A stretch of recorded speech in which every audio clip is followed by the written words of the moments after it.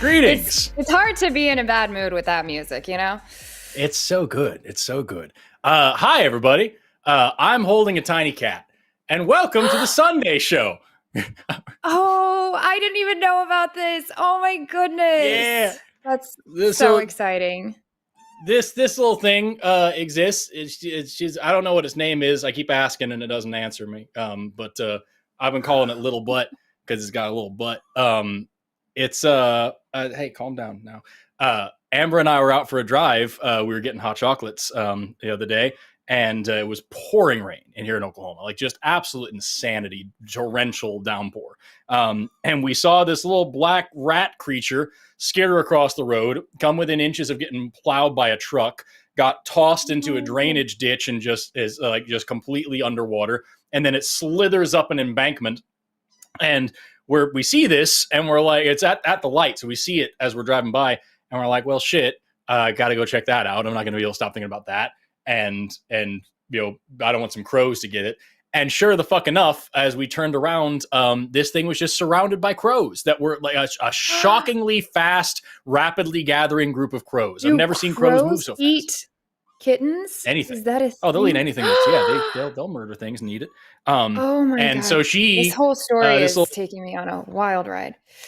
And so this little thing was just completely done, and it was just laying there on the ground getting pecked at by crows, soaking wet. And I ran over with a towel. I'm in my pajamas because we were just out to get hot cocoa. So I'm sprinting through the rain in my pajamas with a towel to wrap up this little dude. Brought it home, got it cleaned up, got some food, and now it's this. Say hello to this thing. So perfect. Oh my goodness. Yeah. You've been chosen. That's I don't know who your cat now. That's not absolutely not my cat. Cats are disgusting. It really looks like your cat. You're gross. It absolutely looks like your cat. I have friends that like cats that are going to take it. I'm just holding on to it for a few days. I'm going to make sure it gets all its shots and make sure it doesn't have any worms, and probably make sure it gets spayed and all sorts of other stuff, because I'm a responsible person that cares about science. And then I'm going to give it to people who enjoy cats and don't mind having disgusting, filthy, parasite-ridden, pestilent disease creatures in their house. You have a very, very low risk of transferring communicable diseases, and that's the only reason you're here, little butt. Yes, it is. Wow. Anyway, well, I'm hanging out with this little cat. At least you're its godfather. That's for sure. Exactly. That's happened. Exactly.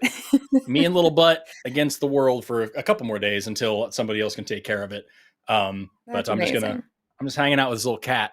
I feel like it's important to start the show with this so everybody understands. I think so. That there's a little cat here. Yeah. How are you? By the way, I am here. I'm here. I'm okay. I needed a day. I mean, yeah. I need more than a day, but I needed a day at least. So took a break from chewed gum. Then we went back to it. It was great. I'm happy to be back. We all have to process all of this in our own ways. So, yeah. Things are bad. Yeah. And I want to be great. How have you been other than rescuing kittens? It's tight, man. I've been just fine. I'm working on the new Sex and Sensibility video still. I got like 20 or something pages written, and I'm trying to trim that down and make it reasonable. We've got the video about the Galapagos hopefully coming out this year, but hopefully this month if everything goes well. And then also trying to get at least one more, maybe 2 React areas done. Also, to the people in the chat saying something about cat distribution system, what you mean by cat distribution system is that nobody takes care of their fucking cats and spays and neuters them and then lets them roam free where they murder birds and decree. We've already had species of birds go extinct because of fucking domestic cats. They're a huge problem. And then they terrorize local ecosystems, decimate wildlife, and then produce a shitload more cats that then wander into loving households, and you call it a distribution system. I call it irresponsible pet owners. Take care of your fucking ugly cats. What's wrong with you? Also, to the person who says don't dissect the cat, don't tell me what to fucking do. You're not my mom. I'll do what I want. Quit getting into my Our armpit. First calls they're not going to be about God. They're going to be about whether cats are good pets or not. Just kidding. They're don't not. call with that. They're not good things. On that note, make sure you guys give us a call if you want to. Yes. Preferably, you're calling to tell us what God you believe in and why. You're in our comments all the time. You are all over my Facebook comments. You are all over my Instagram comments. I know you're all over Forrest comments. And I would love for you to defend some of these claims you're making. So give us a call, 720-619-2288. Forrest and I would love to have a talk with you. We'll have a chill conversation and if you're chill. When you're ready, I'm down to go ahead and get started. I'm going to go get rid of this tiny fucking cat. Amazing. Unless you can chill. Can you chill? Can you be cool while I do a show? I don't think she can. You can. While you're office. What are you gonna do? While you're giving the cat over, I will remind people we do have on Saturday a fundraiser, and let's see. I already have my notes. Is it the 16th? Yes, this Saturday, the 16th, we have the fundraiser. We've already raised $5,000. We are aiming to raise $35,000. I think it would be amazing if we could raise significantly more than that for the Secular Student Alliance. And the fundraiser is going to be a really fun time because all of us are going to be hanging out at different times. Bye, cat. So cute. And yeah, I'm excited. I don't really know much other than that. I will be there for part of it. I'm pretty sure most of us on the line will be joining that. So make sure you guys tune in on Saturday the 16th. If we're giving Forrest another minute, I'll see. If not, I'll go ahead and give announcements for the week. Tomorrow we have Skeptalk with John Gleason and Deconstruction Zone. And then I will be back here Tuesday night with Alyssa for Chewed Gum. We did just have an episode Friday, so it'll be fun to be back so soon. But obviously because of elections, we were taking time off. And then that brings us to the Hang Up, which that is TBD. And then we have TACIS on Thursday with Luxander and Ben. Like I said, the fundraiser on Saturday. Forrest, are you going to be there for the fundraiser? Yes. I don't know when, but I will be there. Same. And then that brings us back to the Sunday show, which is going to be Forrest and Matt. And the Sunday show after dark, which is going to be Seth Andrews and Shannon Q. Oh my God. Anyways, we're doing all do you have a particular call you want to go for first? Honestly, I think you and I can both be productive on line number 2. I think that's a great idea. Let's do it. Okay. So we're going to bring on Andrea, pronoun she, her, calling in from Mysterious Noodles. I don't know. Had a blowout with her family and wants to know how she can deal with conservative parents. Andrea, you were on the line with Forrest and Eve. How are you doing? Hi. Can you hear me? Yes. Hello? Yes, you can hear me? Yep, can you hear it? Hi, Eve. Huh? You're one of my favorite people, so thank you for taking my call. That's so sweet. Thank you. Thanks for calling. But yes, I had a blow tonight. Kind of actually hard to talk about, but I had to talk to them about trans issues, which they don't believe in, obviously. And it got really heated. I don't know how to even talk to my family about these things. Yeah. So where, I guess the biggest thing is like, where are you trying to go with this? Like, what's the end goal? Because these are family members. Well, so my end goal, well, they're super conservative Republican. So I'm not, Republican. So I'm not trying to change their minds. But I was a little bit, like, I told them I lost my health insurance from this. And they were like, oh, maybe you should have prayed more, basically. Yikes. Yeah. Do you live with them, or do you see them a lot? No, I don't. I don't live with them. I'm not. Like? I'm so sorry. I didn't mean to. No, you're fine. Scream me. But no, no, I don't live with them. I'm living with my husband. Okay. I just tried to talk to them after therapy, and it got really, really yucky, to say the least. Even to talk to them. I've been a very conservative Christian until like 3 years ago. Okay, I see. Yeah, First of all, I'm so sorry that you're going through that. I know what that feels like. It is a terrible feeling. It sounds like you said you talked to them after therapy. So first of all, that's amazing. You're already doing something that's going to only help the situation, which is, building skills and tools for yourself to learn how to set different boundaries and how to process when these conversations do go south like that. For me, and you have to, figure this out for yourself. And I would advise you to bring your therapist in on this if you haven't already. But I had to learn how to set really firm boundaries. There are certain topics that we just don't cover anymore. Now, if they say something in front of me that is transphobic or anything like that, I absolutely will address it to whatever degree is, whether it's to educate or to say I won't tolerate speech like that. Thankfully, I don't have to hear stuff like that very often. They do respect my boundaries. I've set firm boundaries. The stuff that I wasn't liking was the whole, like you said, we'll be praying for you, things like that. And I just set my boundaries. I said, if we're going to interact and it's going to feel good for both of us, the times that we do have to interact, these conversations can't be happening. Well, that did get brought up. I had a trans friend that just killed themselves because of the election. I'm so sorry. And that's how it started, actually. But no, it's not for me. It's for them. Yeah, right. I'm like so sorry. But you're the one who's still here having to suffer. And so that's kind of why I was starting with like what is the goal? Because at the end of the day, these are your family members. You need to decide how much is this worth your relationship with them, because that is on the line, and how much are your beliefs how much you're weighing your belief system and like what you're wanting to stand up for and what you're wanting to espouse. Yeah, but it's not that easy for us. You know what I mean? It's like kind of hard to cut people out. You know what I mean? Right. But Sorry, what I'm trying to get across to you is that like you need to decide how much this is worth that relationship, weighing the weight of and importance of your beliefs and your relationship with them, and deciding what percentage of each you're willing to sacrifice, and what's the goal of doing that. What Eve was just talking about is something that I also have, like with a lot of my in-laws, like, hey, these are the things I promise you do not want to talk to me about. And my wife is even further than that. She's just, you will not be talking to me about this because I only get to see you every so often. I love you. I want to have a good time with you. We're not going to discuss these particular things because I'm just not putting up with it. I want to have a good time here.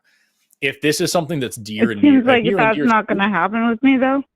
I'm so sorry. Right. I keep interrupting you.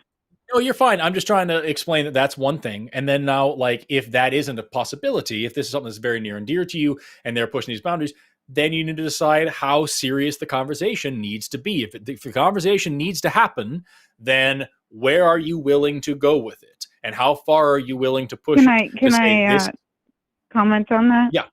Because sure. It's literally my sisters and my brother are still in it, but I won't be able to talk to them if I come out like that. So there was kind of a wall there. You see what I'm saying? Right. So then that's part of that calculus that I'm talking about here is so the it is worth it for me to just hide it then, I guess. Then I guess that's what you have to do, but that fucking sucks. Can you take a break for a little bit? I think that sometimes it's really good to just be able to step back. You don't have to say, I'm taking a break from you, but to maybe just not engage. You don't have to pick up the phone. If they text worried, you can say, I'm fine. I just can't talk or whatever. And maybe just for a bit. I know I'm personally taking a break from, being in family group chats and engaging with my evangelical friends and family right now.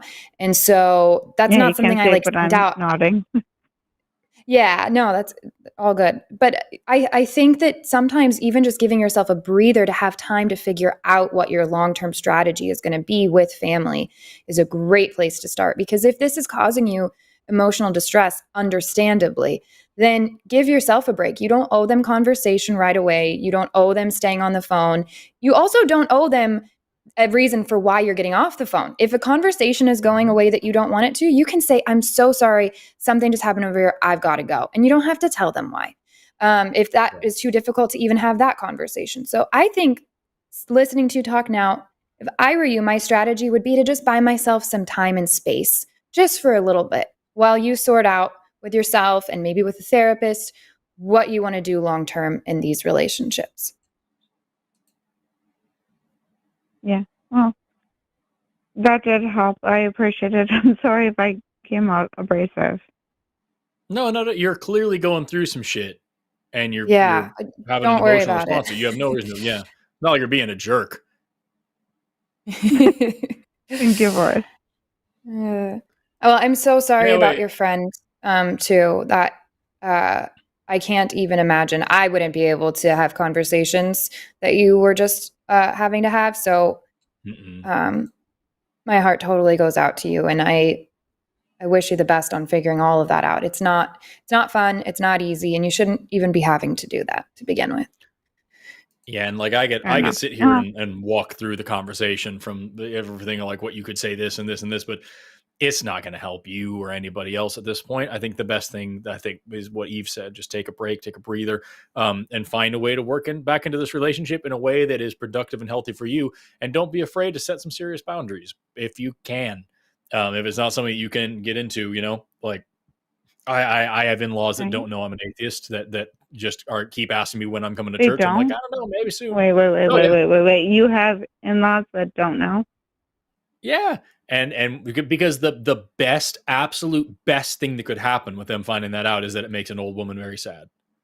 It's not going to change anything. It's not going to make her life any better. She is not going to be able to have a conversation with me about it. And I'm not saying because I'm so fucking star-spangled smart. It's because she's, up in age and has only thought one way and one thing her entire life and is not interested in what I have to say.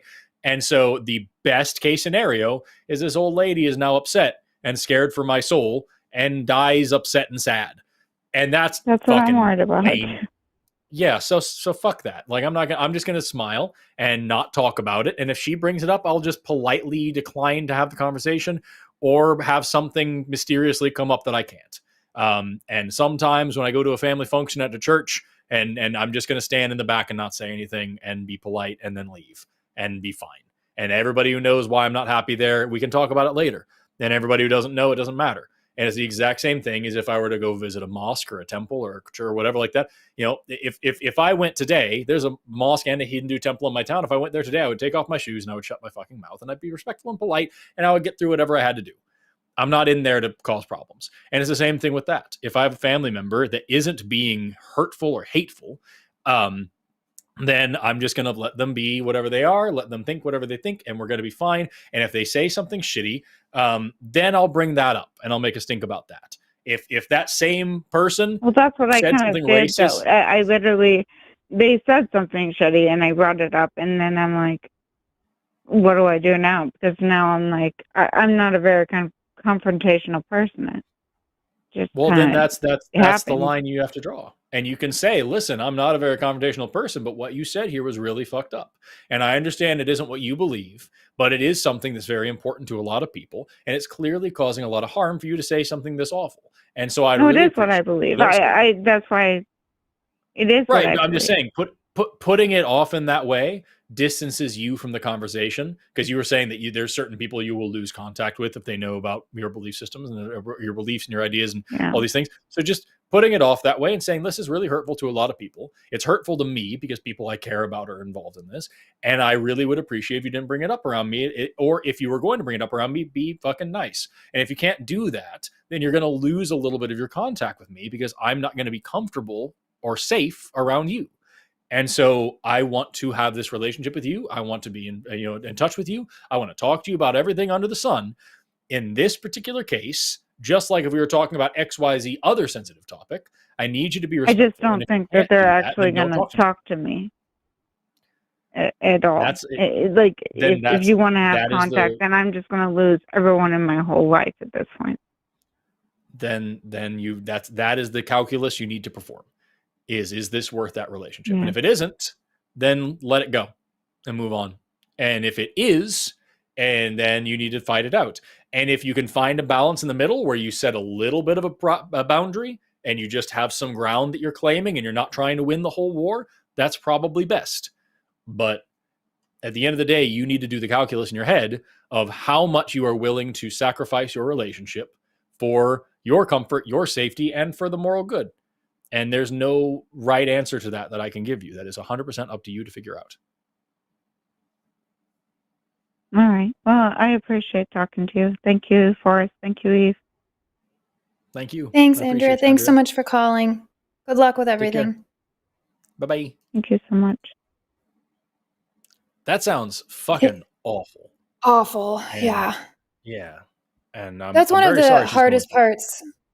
Yeah. When you first leave, and I know she said it's been about 3 years since she left, but that's one of the things I think that takes the longest is learning how and what boundaries to set with people from that past part of your life. And some people you don't end up having to do that with, which is amazing. And then some people you end up having to do that with so much that you have to go no contact. And it is emotionally exhausting. It is a grieving process. And I wouldn't wish it on my worst enemy. It's not, nobody likes to go through that. Luckily, you and I can both talk about how great it is when you get to the other side of setting boundaries like that, where you have amazing community and people in your life that you can be yourself with and all of that. But it's a tough journey. Yeah. Yeah. Seriously. All the best to you, Andrea. I hope things get better. Please call us back with updates. I got to tell you, Eve, we've got calls on the line and they're atheists. And so like, what's going on? Because I don't know. You mentioned earlier, like I've seen your comment sections. They're a lot. And I'm pretty sure you don't mind blocking somebody if they're awful. Like, and so those are the ones that are just today. You know what I mean? Just the funny enough, I don't actually block anybody. I think I can't even remember the last time I blocked anyone. Yeah, I'm one of those like no blockers. The most I'll ever do is really? Look at us. Yeah. Yeah, I don't block. I restrict on very rare occasion, which is one of my favorite things to do because I have these apologists that will just like comment the same thing and then they'll never respond to me. Like when I actually engage and respond. So then I'm like, cool, if you're not actually going to talk to me and you're just going to argue with everybody else in my comments, then I'm going to restrict you, which means that only I can see their comments and no one else ever sees it. And they just post these diatribes every time I post something. And they're like, how come nobody wants to engage with my argument? I'm like, because nobody saw it because you ignore me. But other than that, I don't block. I'd rather I make this content because I want people that disagree with me to see it. Yeah. Yeah. No, I get that. I love that. I am also I never block anybody. I've blocked, I could tell you like one person that was just going out of their way to just be horrible or something like that. Sure. The only time I ever blocked somebody was because they found my freaking phone number. I don't know how. I have since gotten like the delete me thing. You pay a monthly fee and it like scrubs your name. I do that. And all those things. Oh yeah. But like, and it wasn't even a theist. It was some guy who worked for American Atheists who was a super fan and like hunted my shit down to call me and was like, I know how you can make your videos better. I'm like, what is going? That is the only time I've ever blocked somebody. Everybody else that I block is like so any scary. Any like publicity or Barstool Sports or anything like that, I'll block the shit out of that. But like, yeah, no, I'm the same way. And what's frustrating is like these, I'll get all these horrible comments and then they just kind of fizzle. I'm like, all right, cool, call in. And it's like, I'm not giving you free content. I already know, guys. Okay, call in about it. Here's your chance. I'm rolling out the red carpet, talk in front of thousands of people. Nothing. So I guess what this means is that we've won. We've defeated theism. God isn't real. There's no evidence. Nobody's been able to present any, and atheism reigns supreme because nobody will call and defend their faith.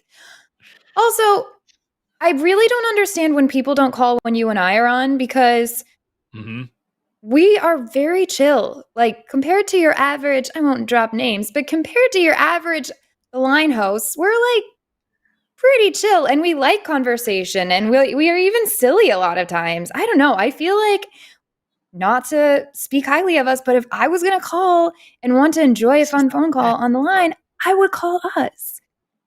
We're the best. We're the best of the things, except for all the other hosts. And so, like, that's honestly, like, it's, of course, obviously. All I'm saying is there's lines open. So if you're out there, and I've already seen a ton of people have to get muted in the chat. If you're a theist, if you're a Trump supporter, if you're a transphobe, if you're a creationist, if you're a misogynist, if you are somebody who wants to argue about the shape of the damn earth, this is your chance to call in and present your beliefs in front of tens of thousands of people. Or continue to get blocked in comment sections, I guess. I want the fucking guy who thinks I'm on the run from the FBI to call in. That guy will never call in. That's wild. Yeah, that would be nice. So you're saying there's people in the chat right now that are theists that are not calling? I've seen several people in the chat getting blocked and muted already, and that's usually because they're being dicks, and it's like, that's when you should call in and talk to us. We're gonna move on though and just take an atheist call for right now, because like we have a show to do. Let's go with Nancy, pronouns she her, calling in from Canada. This is just what the call screen says. Atheist is Gnostic atheism a more... Okay, no, she's declaring herself an atheist. I see. This is all one sentence. I didn't understand. So this is an atheist. Wants to know if Gnostic atheism is more realistic than agnostic atheism. So is it reasonable to say that we know that God isn't real? I guess is what this person is asking. Nancy, you're on the line with Forrest Neve. How are you doing? I'm good. Thank you. How are you? I am also good. I'm good. I'm so nervous. Oh, don't be. We're of all the hosts, we're so chill. Least reasonable to be nervous around. Right. Okay, so my argument is ultimately semantic, which seems kind of boring, but I do think that it's an important discussion to have. I think especially people who are raised in the faith don't really... Sorry, can you hear me? Yeah. You're a little choppy, but we can hear you pretty well. Sorry. Like people who are raised in the faith, and even in broader secular society, there's this really common tendency to conflate fundamentally distinct concepts because they're so commonly used together.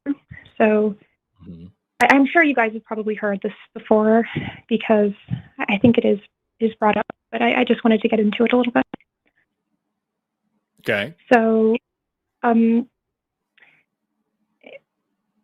I would consider myself a Gnostic atheist, and my reasoning is just simply that if there was such a being, that if the universe was actually created by conscious force, which I don't believe is true, but I can't definitively prove that being would not necessarily be a god. It's a subjective assessment of something to consider it a god, right?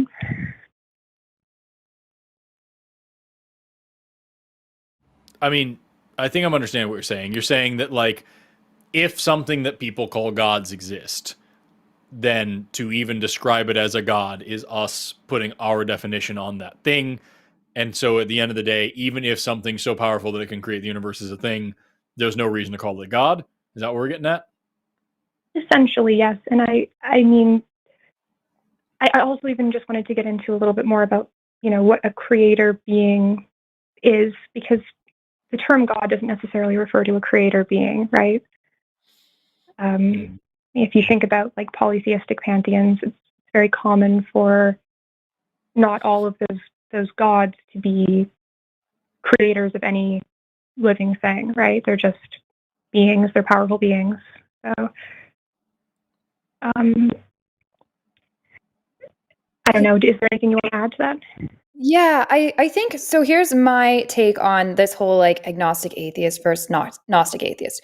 First of all, I would love to just be able to say I'm an atheist. I don't believe there's a God. That's it. However, on social media, I often say that I'm agnostic atheist, especially if somebody's like really engaging with me on the topic of atheism, because language is used to communicate things, and it's an easy way for me to communicate. I don't believe that any gods exist, but I am not claiming that I can prove to you, because I think that it's an unfalsifiable claim. I don't think we can, first of all, so many God claims are so vague. I wouldn't even begin to know how to, disprove them. First of all, you don't have to disprove them. They're not proven. So for me, it makes more sense to just be honest and say I'm agnostic atheist. And my problem is, if you call yourself Gnostic atheist, I feel like you've suddenly shifted the burden of proof over to yourself. And I'm wondering how you are going to work that out when it comes to every single wild God claim that gets brought up. That's my thoughts. I don't know if Forrest has some pushback on any of that or what he thinks, but. No, I think like the end of the day, what I always say whenever someone says like, I can say for sure there is no God, the first question that any theist is going to ask is, have you checked everywhere in the universe, under every rock and tree and blah, blah, blah, and proven? And there are some people, like I believe Shannon on this channel, it holds the belief that the idea of a God is logically inconsistent. And so like she can say logically there is no such thing as a God. And I know I've met other people out there in the world as well that say like, there's a way to reason it out to say that like surely something like a God doesn't exist.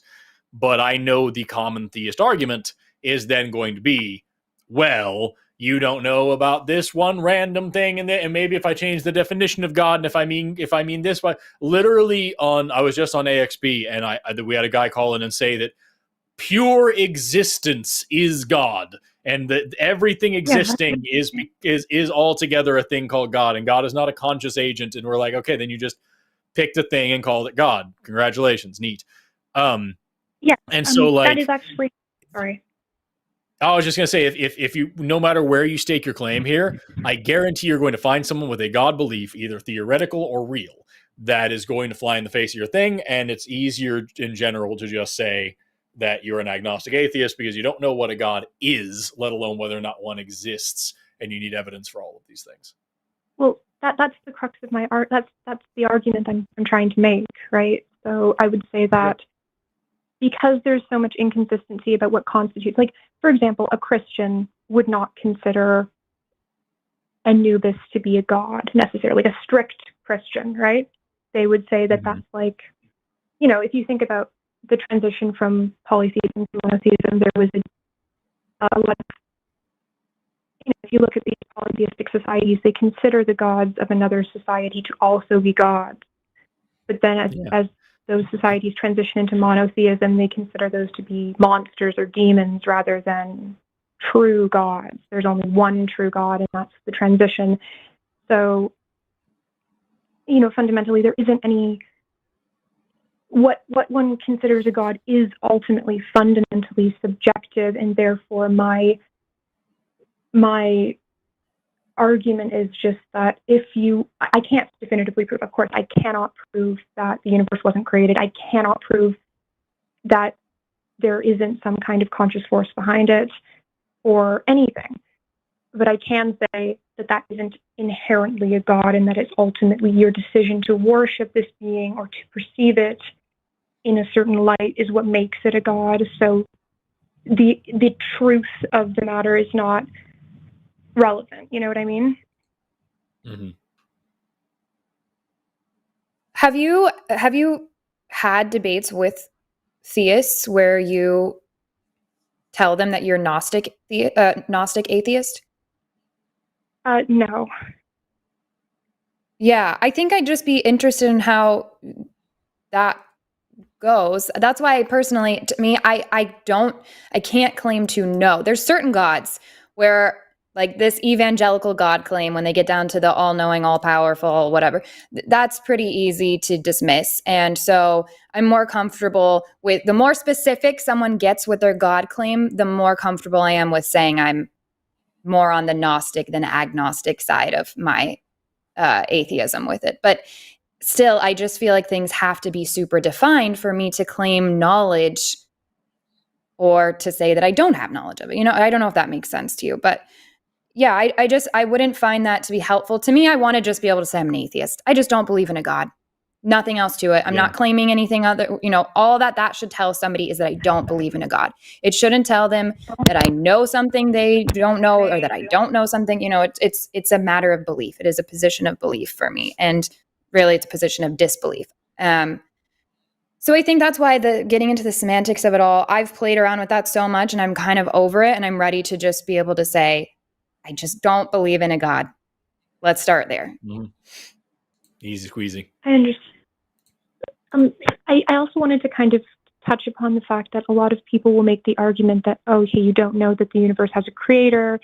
And a lot of the time Christians will make this argument and they'll try to be saying, ultimately they'll be trying to kind of push you towards a Christian theology, right? Mm-hmm. But they'll start with what is genuinely unfalsifiable, which is that you can't prove that a conscious force created the universe. I would say that they're operating under the assumption that if it was definitively proven that there was a conscious creator of the universe, that would be God. But I would argue that that's not true.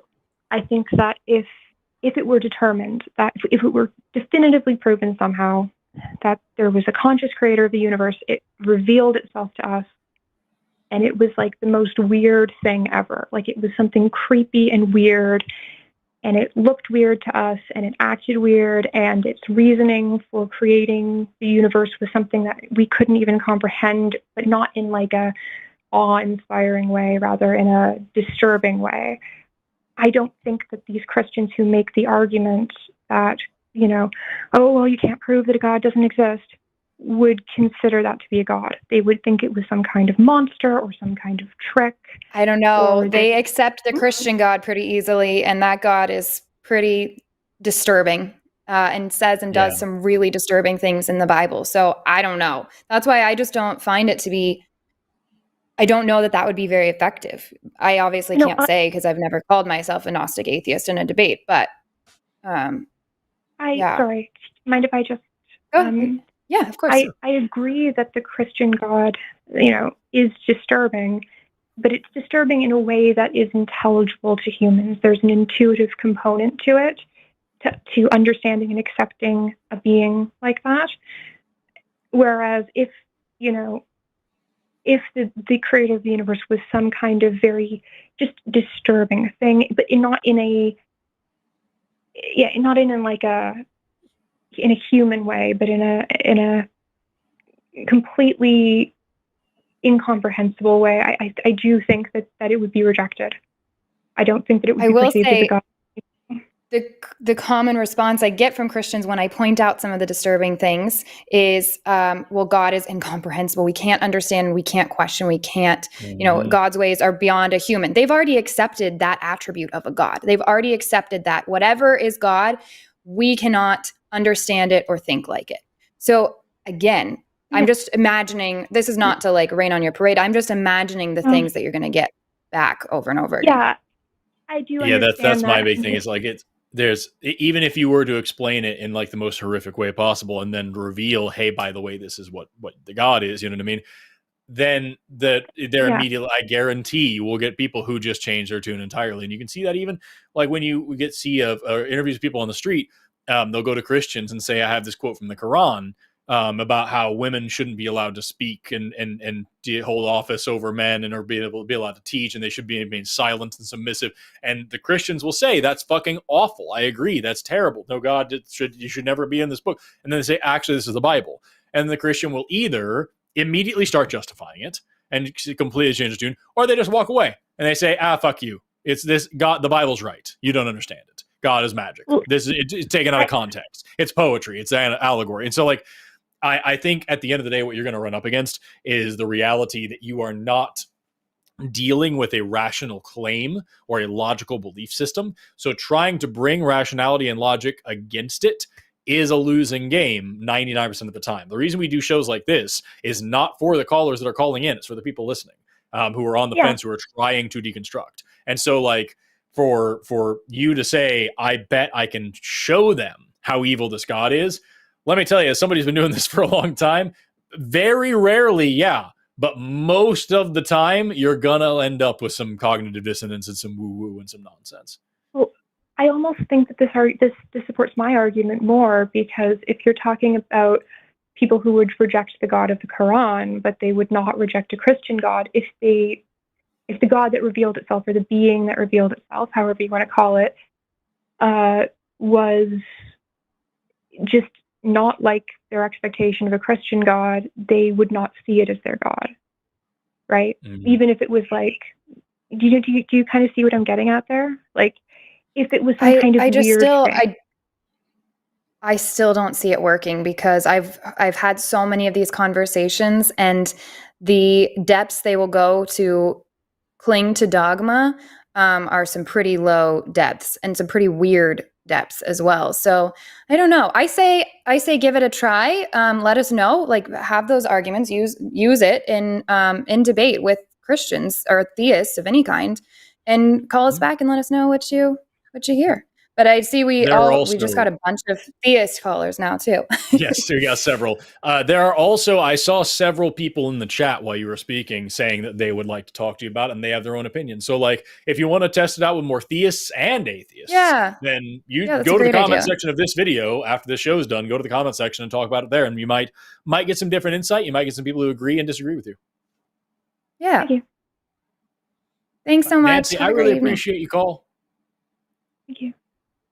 Bye. Bye. Nancy seemed nice. All right. We did get a flood. Us declaring victory brought out the theists. It's wonderful. You want to pick one? I don't have a preference. Let's do. I don't understand this one.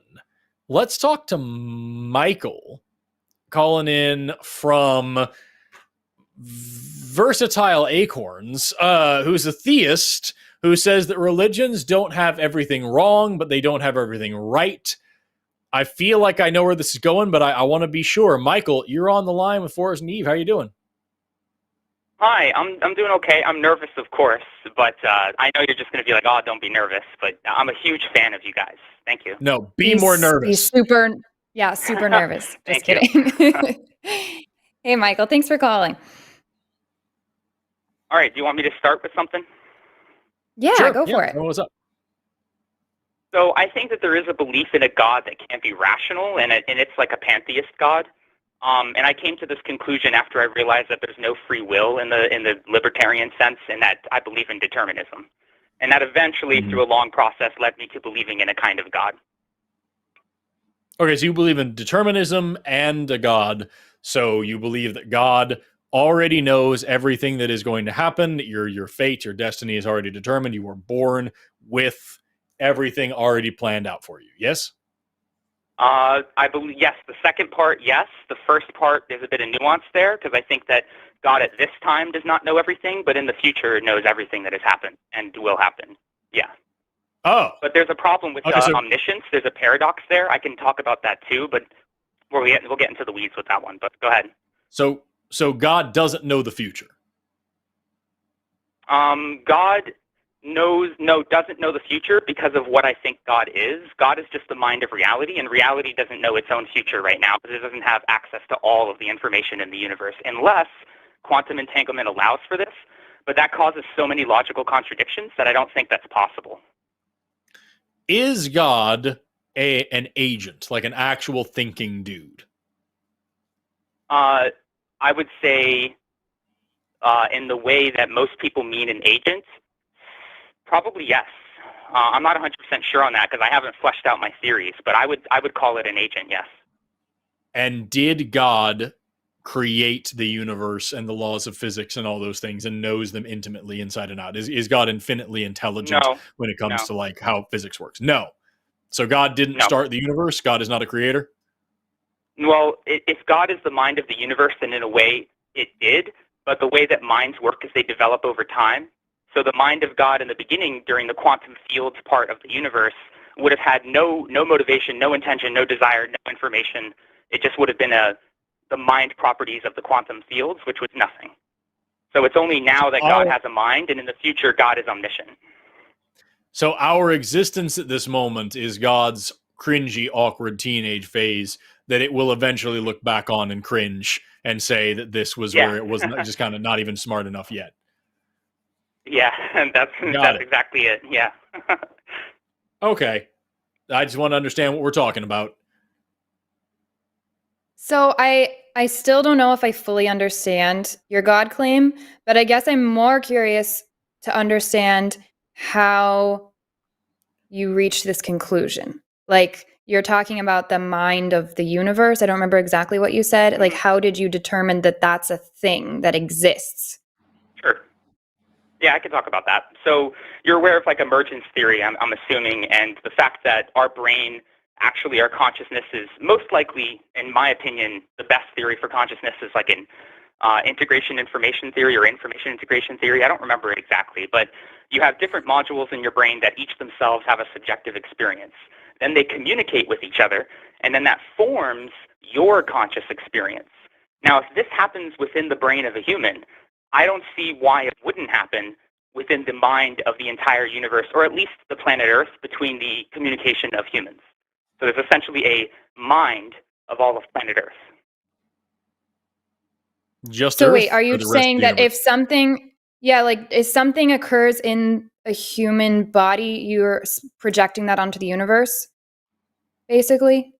Yes, because the mechanics are present. You have communication between humans, just like you have communication between the modules in your brain. The difference is that it's not continuous. Okay. Why are we going with humans and not any other kind of organic No, it would matter? be everything. It would be literally everything, but I'm specifying humans because humans are the more complex intelligence on planet Earth.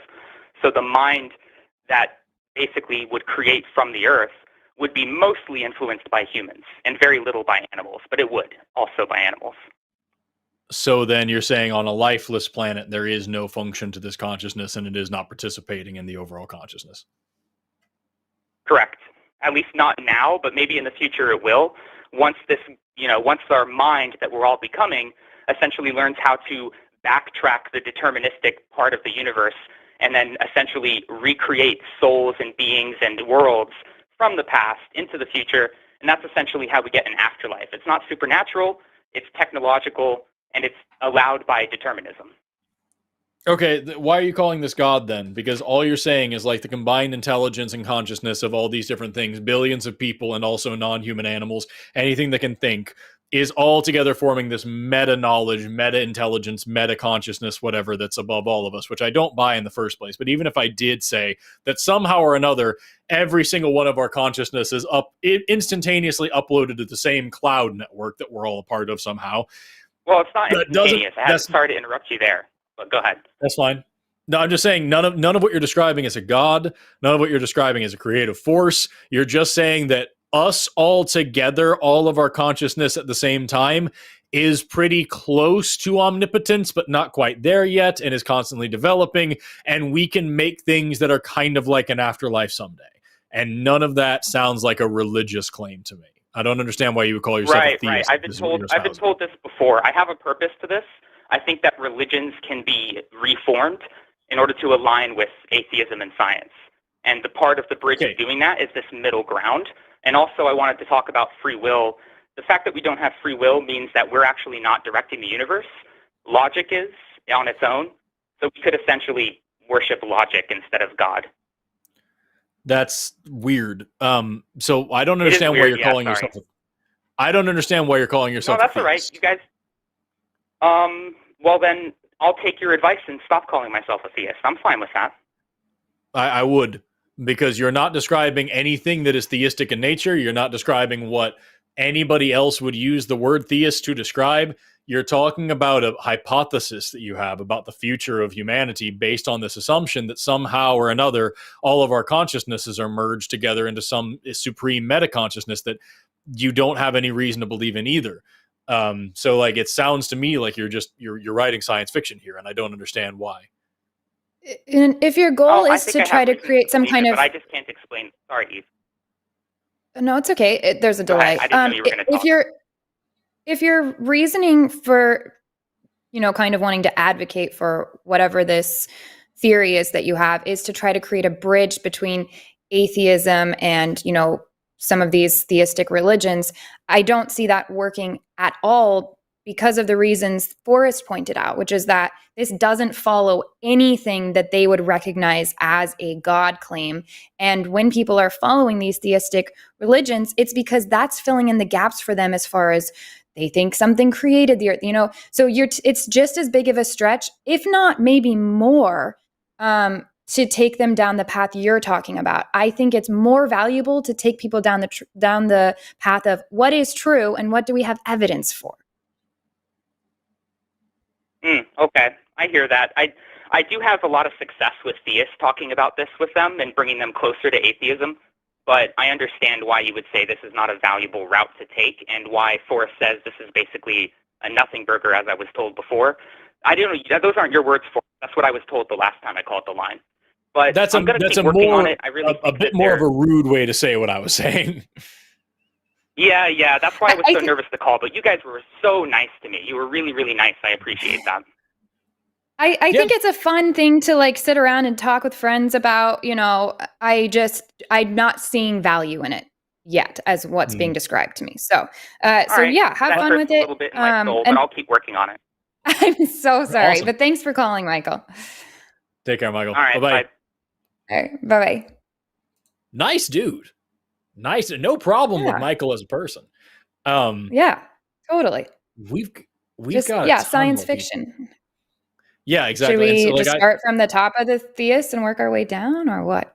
I actually kind of wanted to do the opposite. I want to start at the bottom really quick because there's somebody who's specifically calling about you. Great. We have Rick, pronouns he, him, calling in from Flamboyant Lions. What does that even mean? What does that look like? What are they doing? You know what I mean? Are they just real fancy? I don't know. He's a theist, and he says, Eve asked for what God I believe in and why, and I would like to explain that. So, Rick, you're on the line with Forrest and Eve. How are you doing?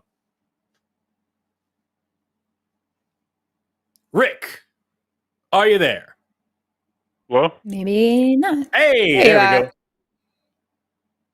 How are you today, Rick? Hey, can you hear me all right? We can. Awesome. Eve, how's it going? It's good. So what God do you believe in and why? I'm happy that you decided to call in. Yeah, I'm one of those guys you like to complain about on Instagram. Amazing. I'm happy that somebody decided to actually call and have the conversation. Let's do it. Well, okay. I'm jealous. So how about this? Jealous. I got so many people on Instagram that don't call me. I know. Let's make it no. Let's make a deal though, Eve. Okay, if I beat you right now in a debate, you never get to complain again about the Instagram comments. If you beat me in a debate, first of all, I can just do whatever I want. So no, I won't complain about. I don't know who you are. I think you're maybe even using a voice disguiser right now.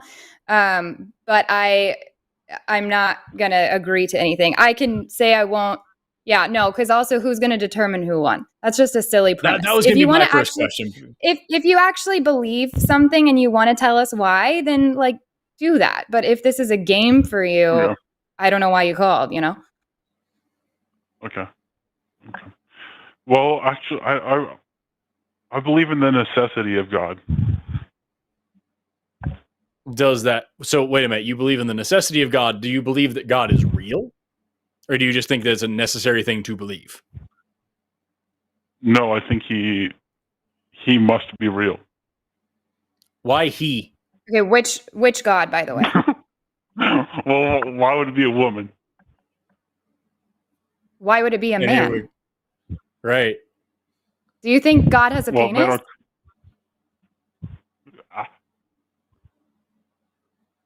I don't know. That's a good question.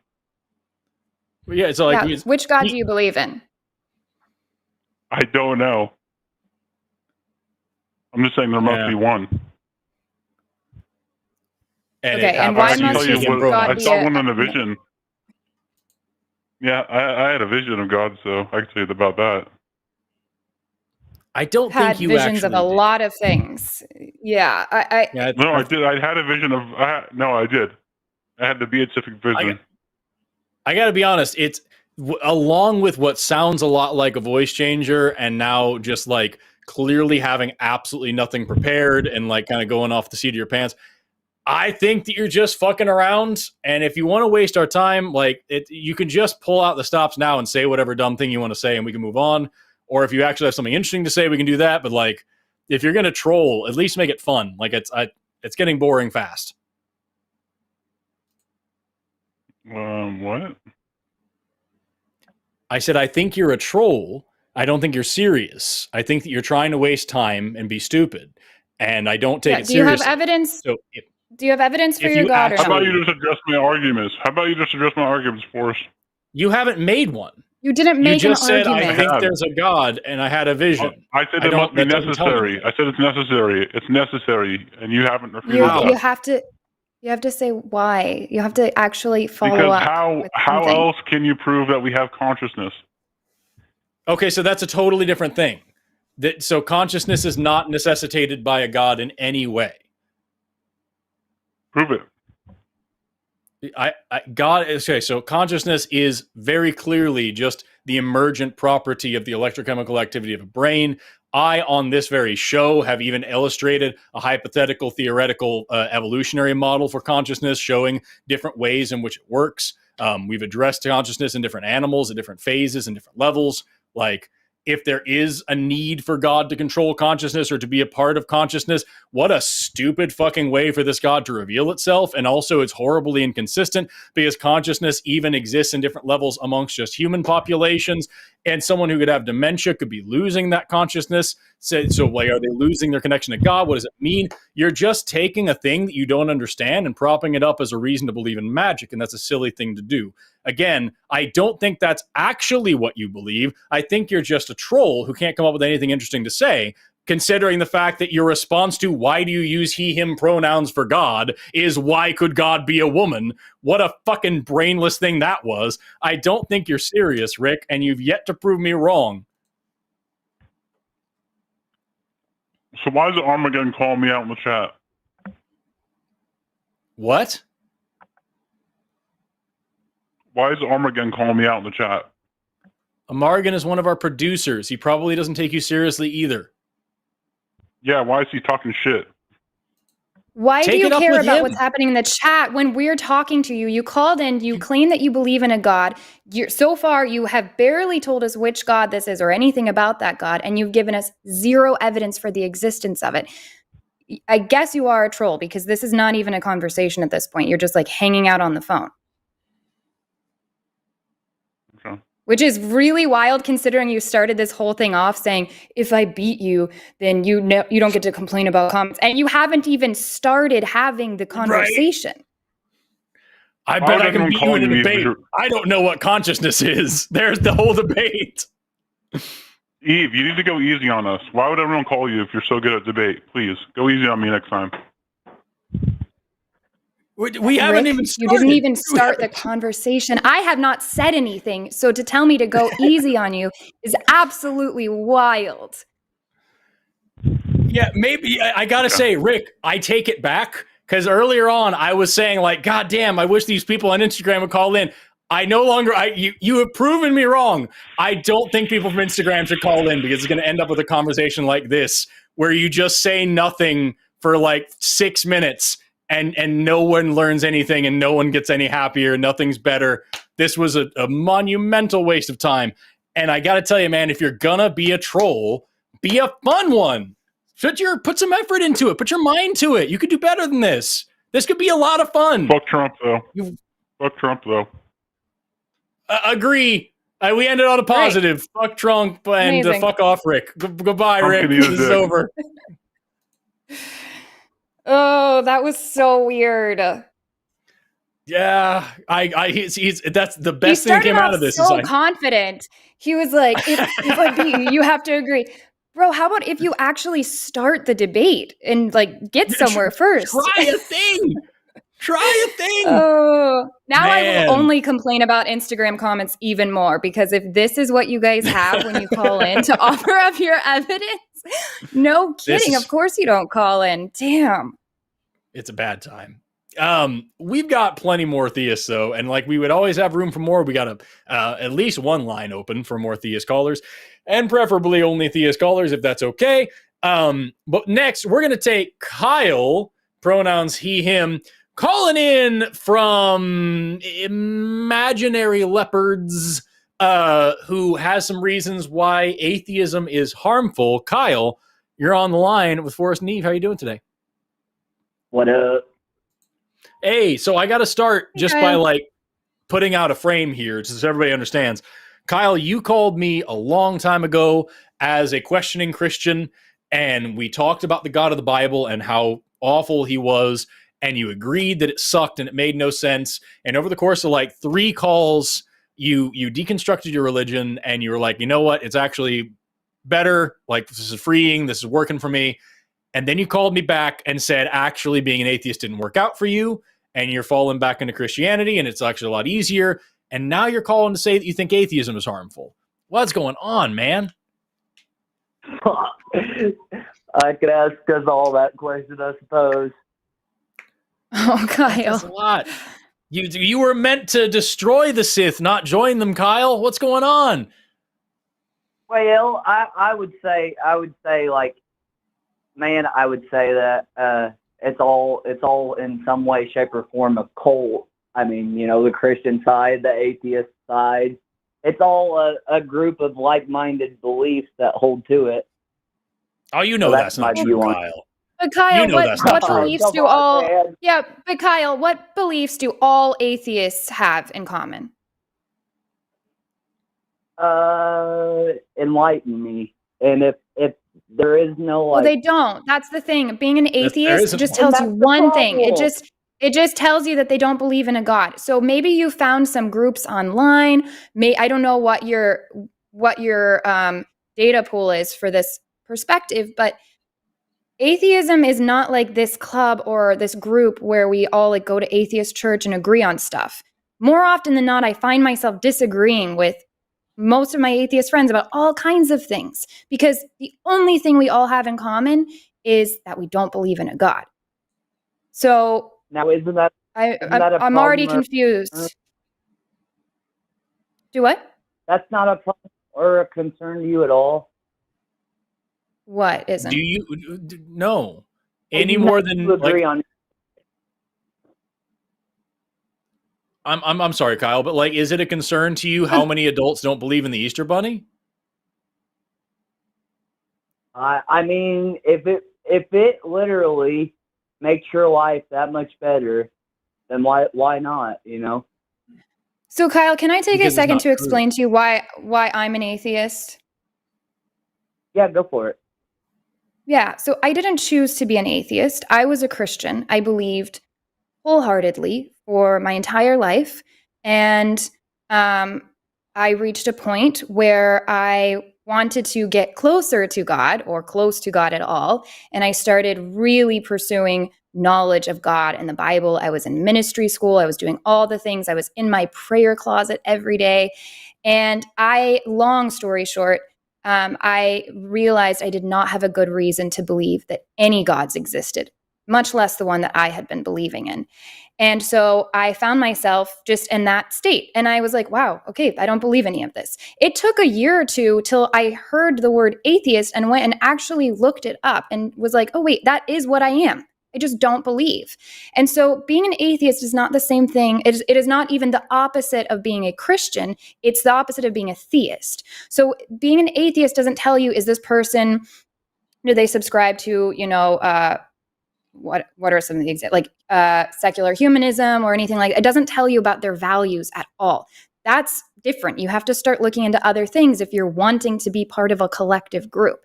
Atheism doesn't claim it is a position of disbelief. So that's like kind of like me saying that I'm trying to think of something you can't like not believing in Santa Claus. If there was a word for not believing in Santa Claus, it would also be that. We happen to have a word for not believing in a God, and it is an atheist. Does that kind of make sense to you? Yeah, I follow your stuff on social media, so I kind of got an idea of your background. Forrest, you grew up around like witchcraft and stuff, right? Your parents were. Yep. Okay. Yep. I was big into witchcraft when I was a kid, but I was also surrounded by other religions. Like we were very poor. So I spent a lot of time in the Hindu temple and the mosque and the Hebrew temple and the churches. Like I was all over the place. But me personally, yes, I was a pagan. So, Eve, since you grew up around the same background as me, did you just, I guess, like what, how do you explain were you going off personal experience as you were pursuing Christianity? There was a lot to it. It was, first of all, indoctrination since I was born, that caused me to not use a lot of critical thinking. And then it was personal experience where, of course, anything that I couldn't explain, and even a lot of things that I could explain, I was giving credit to a God, to the God that I believed in, to explain those things or to give credit. It was also, a lot of things were just lies that I had been told about the Bible, about the world. And those things were, because I didn't question them or question them enough, I kept believing. There's so much to it. But yeah, I'm trying to understand your point of, you called atheism a cult. You said it's the same, it's all the same. And it makes me think that you have a severe misunderstanding of what atheism even is.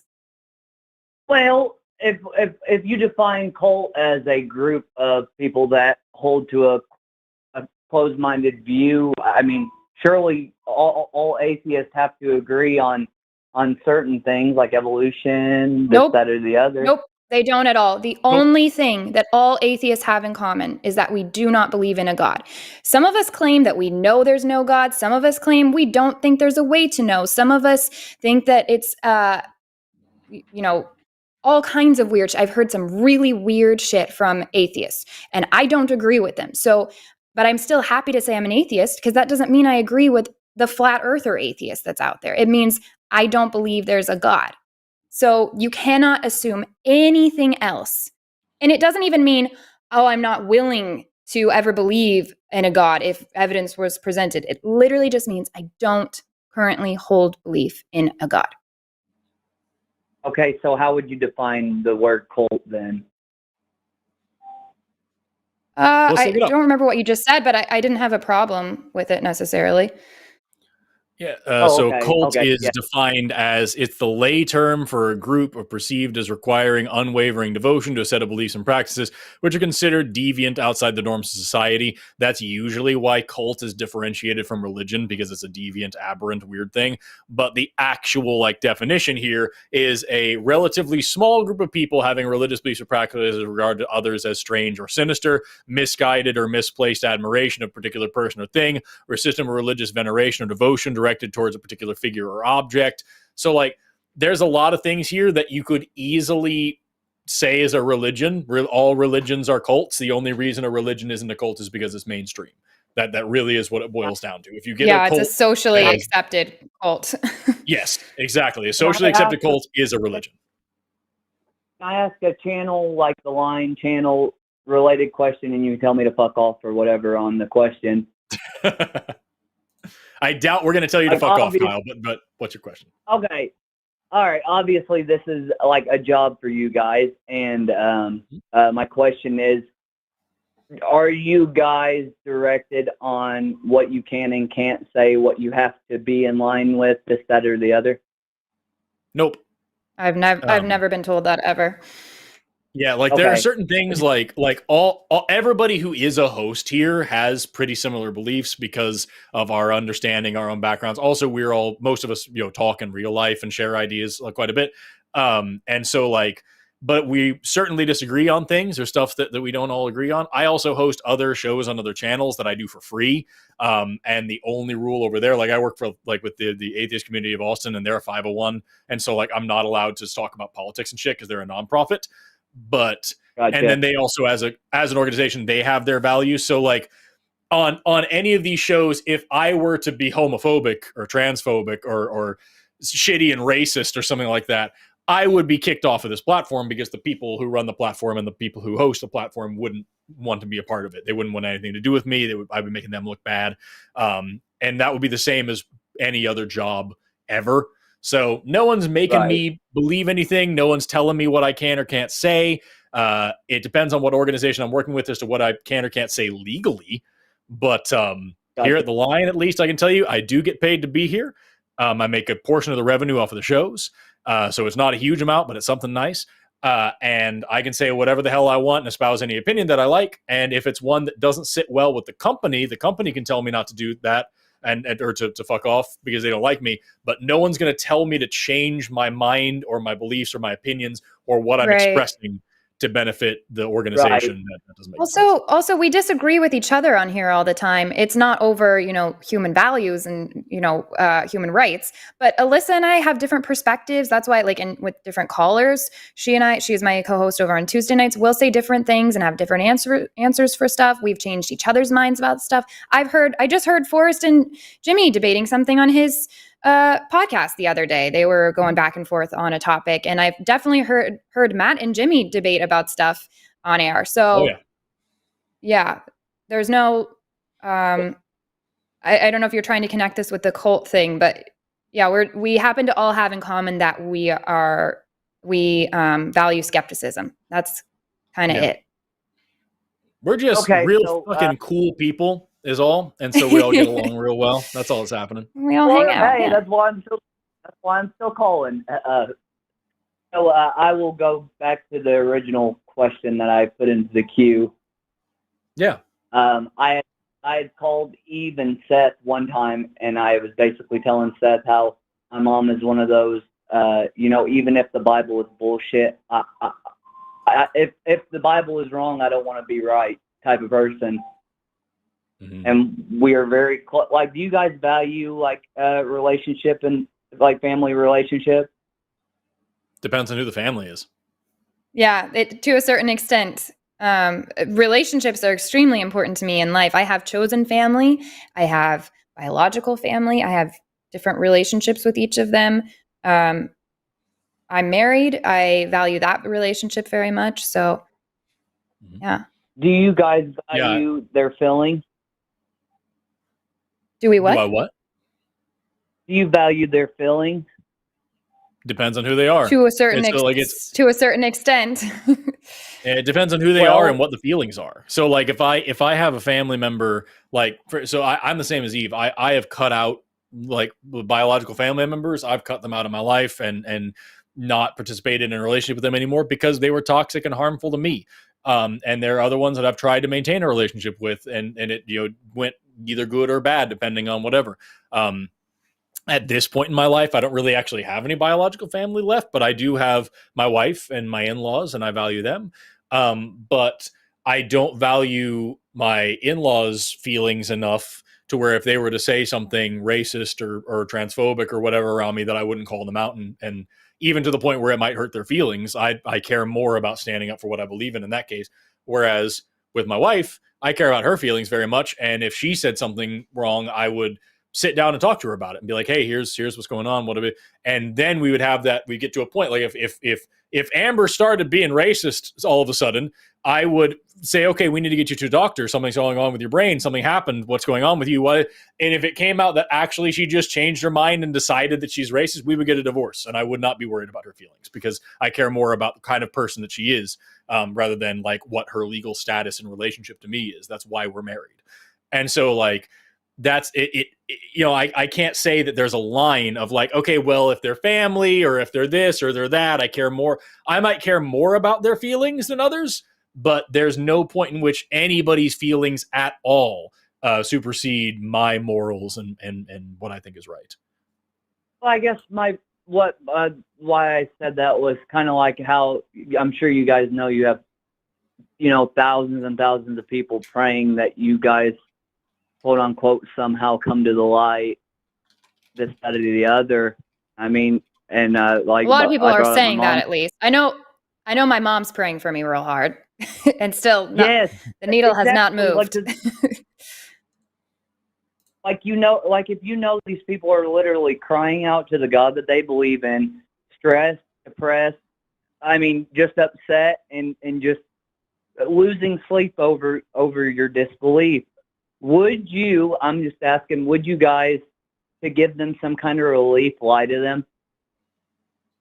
Maybe. It would really depend on the situation. If I had a grandparent that's like on their deathbed and they're like, "You're not an atheist, are you?" I'm just going to be like, let's talk about something else, because that's not going to benefit anybody. Let them have their peace.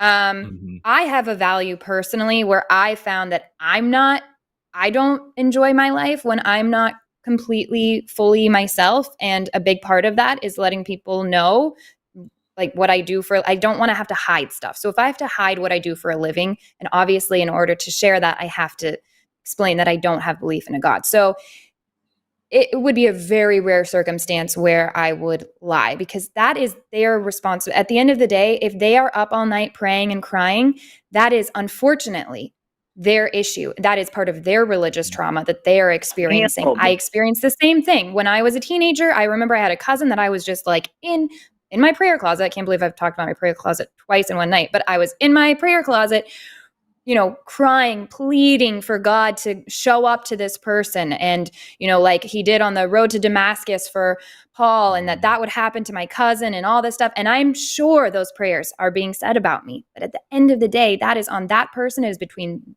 them and whatever they believe is out there. And I can't be responsible for that. I can't. I'm not actively harming them by being honest that I don't believe something. If they are choosing to participate in a belief system that gives them anxiety and fear over my disbelief, they have to reflect on that themselves if they don't want to experience that. Yeah, I always say like it really depends on who it is, and what the situation is. Not to parrot everything that Eva just said, but like if I'm so sorry. Really quickly, also to the people in the comment talking about how woke is a cult and you believe men can get pregnant and the atheist is the lost one. I just saw that one. Call the fuck in. Anyway, sorry, Kyle. So what you were saying, like it really depends. If like I have my grandmother-in-law, I have an in-law who does not know that I'm an atheist, doesn't know what I do for a living, doesn't know anything about me. She knows I'm a scientist. That's all she knows about me, and that's it. And the reason why is because the absolute best case scenario, if I were to tell her that I'm an atheist, is that it's going to make her very upset and very sad, and then nothing changes. She's just going to be sad. And so like she's lived her whole life this way. I'm not going to get in a fucking debate with her. I'm not going to argue with her about this. It's not worth my time. It's not worth her time. It's not going to change anything. She goes to church every Sunday. She's a nice lady. It's not, if she were to say something shitty to me, then we talk, but it still probably wouldn't broach religion too much. But if this person is dying and their last breath is, please tell me you love Jesus and it'll make me happy. Yeah, dude, I totally love Jesus. He's a great guy.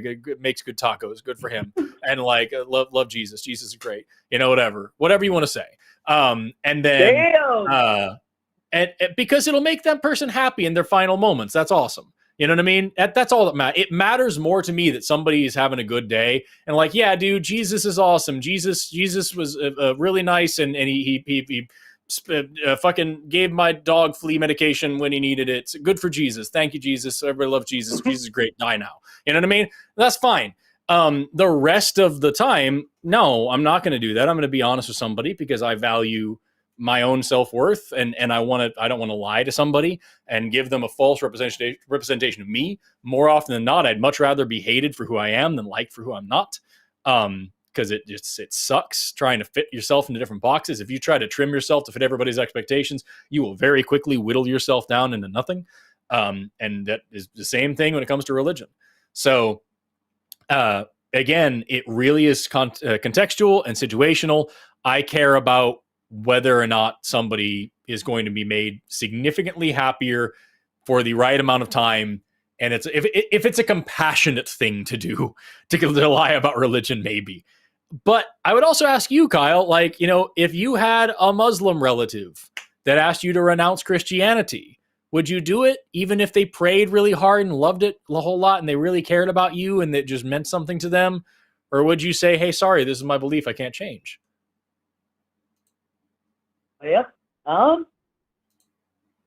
Muslims still do believe in Jesus, though, and of some sort. Yeah, but they don't believe he was a prophet. Pick a different religion, a Hindu person.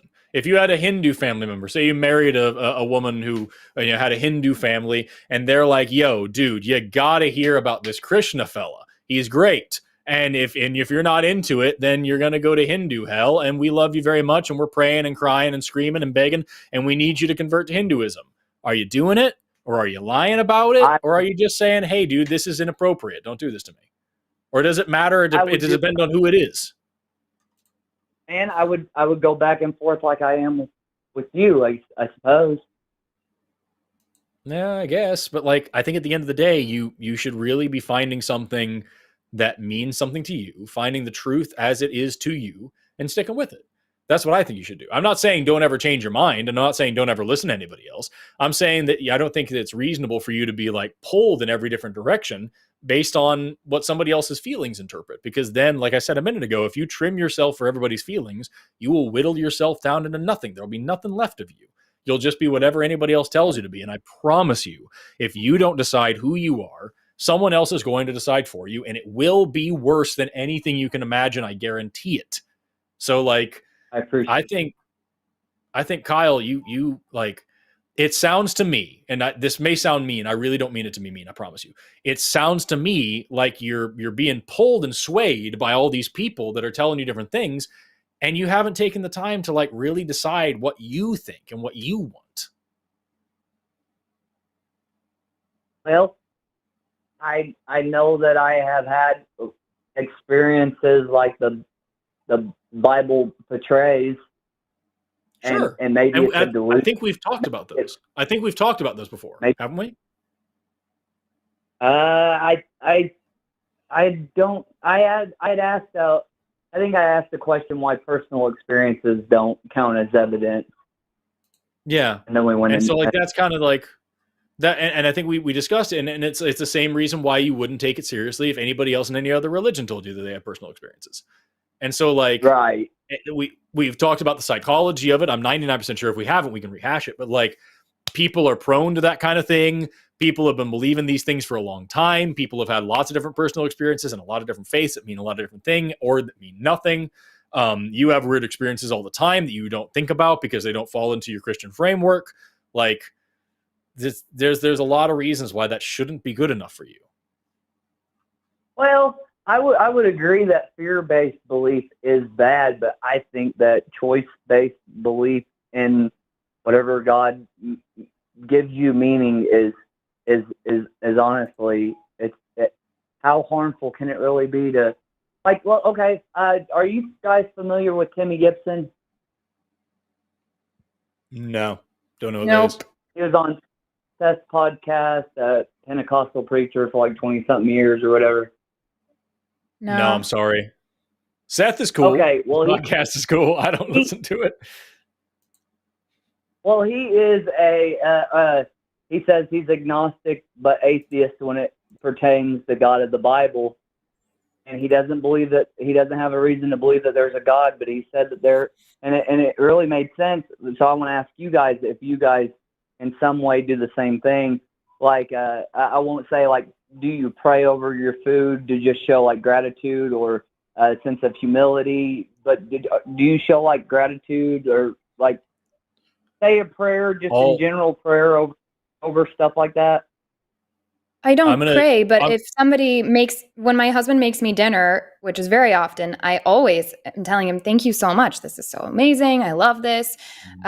We regularly talk about, oh, isn't this so cool that we get to do this? Or wasn't that amazing? You know, there's, I would say the general culture of being grateful for things and acknowledging positive things is absolutely there. But praying, to me, that implies you are communicating with, something else, and that's not happening.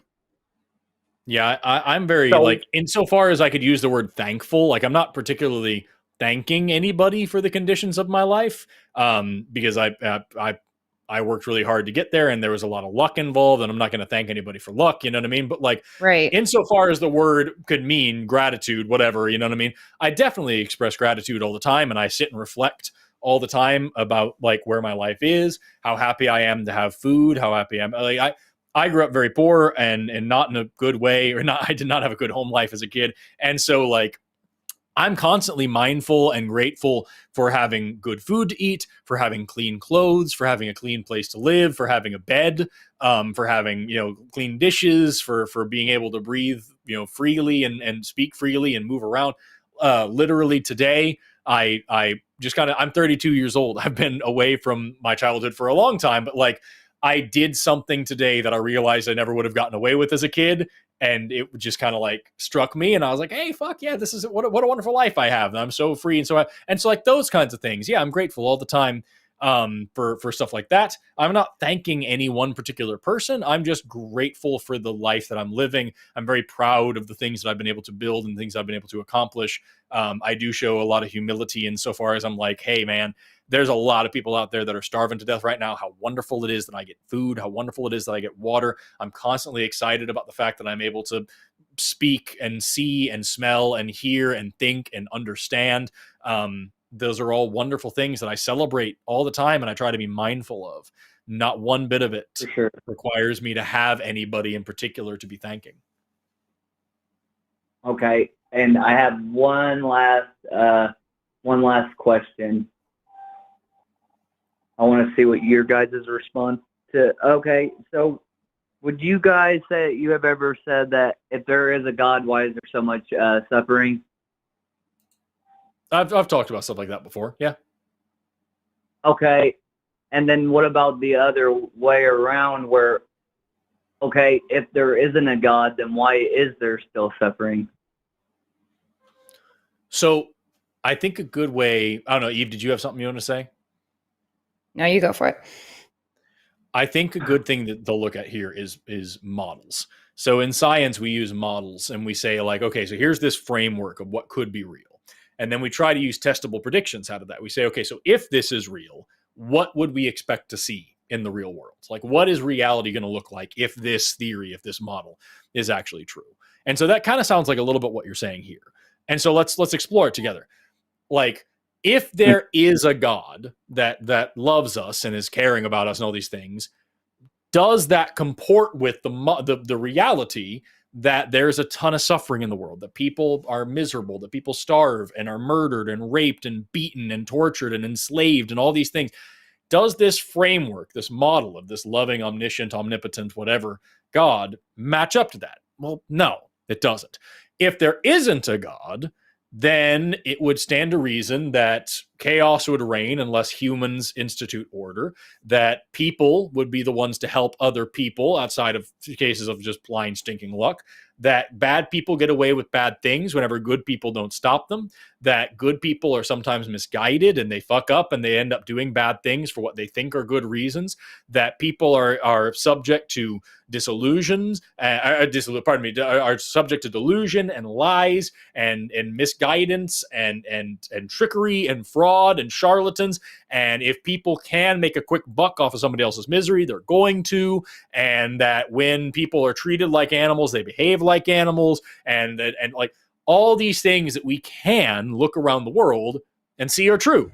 These are all things that we see all the time. These are all things that are real in our real world, as opposed to the God model that all of our hearts have God's law imprinted on them, and we all inherently have morality and because it's part of our consciousness, and that God's law is infinite and all this stuff.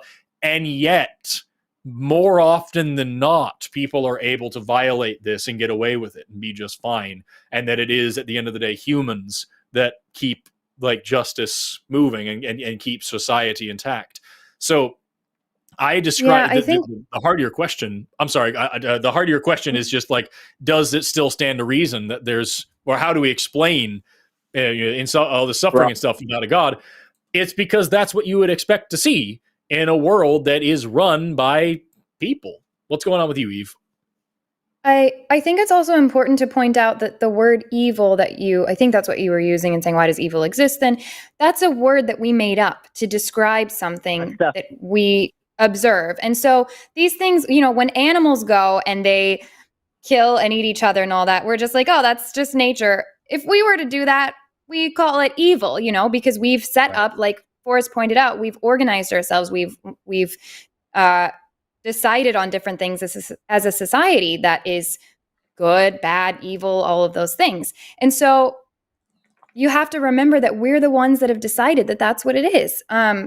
Evil doesn't exist as some entity. It's not like, in the Bible where it talks about good versus evil, like there are these actual things that are warring. These are words that we use to describe a range of different things, Yeah. Well, now, do you guys I understand what you're saying. Man, I just enjoy talking to you guys. You guys help me open my mind up a little bit. Would you guys consider yourself nihilistic? Eve, would you consider yourself a nihilist? Oh, is that what he said? Yeah. I mean, I think I typically call it like joyful or like optimistic nihilism, something I just heard Forrest, you call it what? Smileism? Is that Smileism, right? yeah. Yeah, I love that so much. So something on that spectrum. I don't feel the need to go around saying I'm a nihilist. It's not like this thing that I live by. It's just a good word to describe some of the, I guess, philosophies I have on life. So the positions I hold. Yeah. But it's not like a religion, if that's.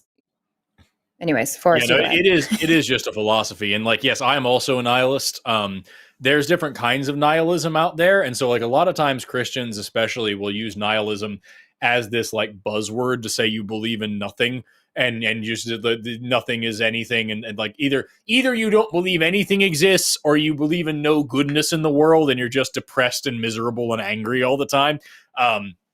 That's not necessarily what it actually means. So there's like existential nihilism. There's moral nihilism. There's all these different kinds of nihilism. My favorite is cosmic nihilism, which is simply the scientific understanding of the sheer vastness of the universe and of time. And especially as someone who studies evolution, like understanding the fact that almost every, like 99% of all species have gone extinct. You kind of come to this understanding that nothing actually matters. Nothing has any inherent meaning. There is no point. There is no purpose. There is no plan. There is no goal. Reality just exists and nobody's telling it what to do. There's nobody at the controls. There's nobody twisting the knobs and pulling the levers. There are no knobs and levers. It just is what it is. And your life means nothing and nothing means anything at all. And you can either take that to be really depressing and crushing and say, well, fuck, I guess there's no point. Or you can take that to be very exciting and freeing and say, fuck, there is no point. I can do whatever I want. And then you kind of have this weight on your shoulders to decide if there is no point, there is no purpose, there is no inherent meaning, then what kind of person am I going to be? If my life inherently, fundamentally doesn't have any more purpose, meaning, like anything than a rock on Mars, there's absolutely no difference in terms of like worth or utility or anything, then am I going to be an asshole and treat everybody like shit because there's no point anyway? Or am I going to try to make everybody happy? And in this brief moment that I have, maybe if you're lucky in this country, 80-something years, and that's assuming you don't get hit by a bus on the way to work, you know what I mean? Then I've got this tiny little bit of time, and I'm going to try to spend my tiny little bit of time just being a good person, being smiley, having a fun day, trying to make everybody else's little bit of time just a little bit better. I know what it feels like to be sad. I know what it feels like to suffer. I know what it feels like to not get things that I like. I know what it feels like to be deeply hurt and troubled and bothered and betrayed. I don't want anybody else to feel that way. So I'm going to try to make everybody else happy and try to make the world a little bit better. Try to be kind to stray cats that I find and things, you know what I mean? Like that's what it means to me. Putting like nihilism is the reality of the situation. Just understanding that life is absurd in its very existence. There's no point. There's no meaning. And death smiles at all of us. So the best you can do is smile back and try to make your life worth something to you. Right. Now, wouldn't you agree that the message that there is no real meaning to life, cause some people to just, lose that hope and literally follow through with unaliving themselves? No, maybe. So I can see where somebody could take it that way, but like, that's why there's lots of different schools of philosophy. Not all atheists are nihilists. Not all nihilists are atheists. And also, although I'm sure it's kind of skewed. Sorry, go ahead. If we're looking at that point of view, then a Christian should think that abortion is a great thing because the fetus just goes on to heaven. They should think they shouldn't have a problem with suicide because the best part of their life is going to begin. Why would you want to be here for the trials and tribulations when you can just go be with Jesus? So you should be happy then and not trying to pray away cancer and stuff that's going to end your life earlier, because, you know, if people are going to think that way, it can be applied to whatever they end up believing, you know? Yeah, and I would also say, you know, my philosophy that I've just espoused to you, everything I was talking about, isn't like the pure take on nihilism either, because like you kind of run with it, move with it. My philosophy was heavily influenced by ancient Stoicism. The idea that you can't control anything in your life, like the things that happen to you, all you can control is your attitude and how much effort you put into things and how much you let things affect you and what your emotional response is going to be to stuff. You can't choose what happens in the world, but you can choose how you're going to deal with it. And you have to be disciplined and and take morality seriously. Morality is a disciplined, reasoned thing that you work on every day. It's not just something you have.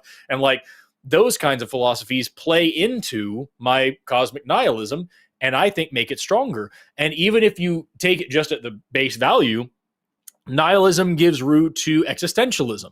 Existentialism is this idea that life has no inherent meaning, so it's up to you to create meaning and find beauty and joy and all these things. Or absurdism, the belief that life is going against the norm of the chaos of the universe, and that makes it kind of silly, and the best you can do is revel in how ridiculous everything is, which is another big part of my... That's why I smile and laugh all the time, because I might as fucking well. I know what it is to be sad. It sucks. But life is awesome because I get to be here. It's why I say I never had a bad day. Never have a bad day is essentially an absurdist philosophy saying that even at my most miserable, because, dude, there have been days where I've been crying so hard I couldn't get off the floor for a day.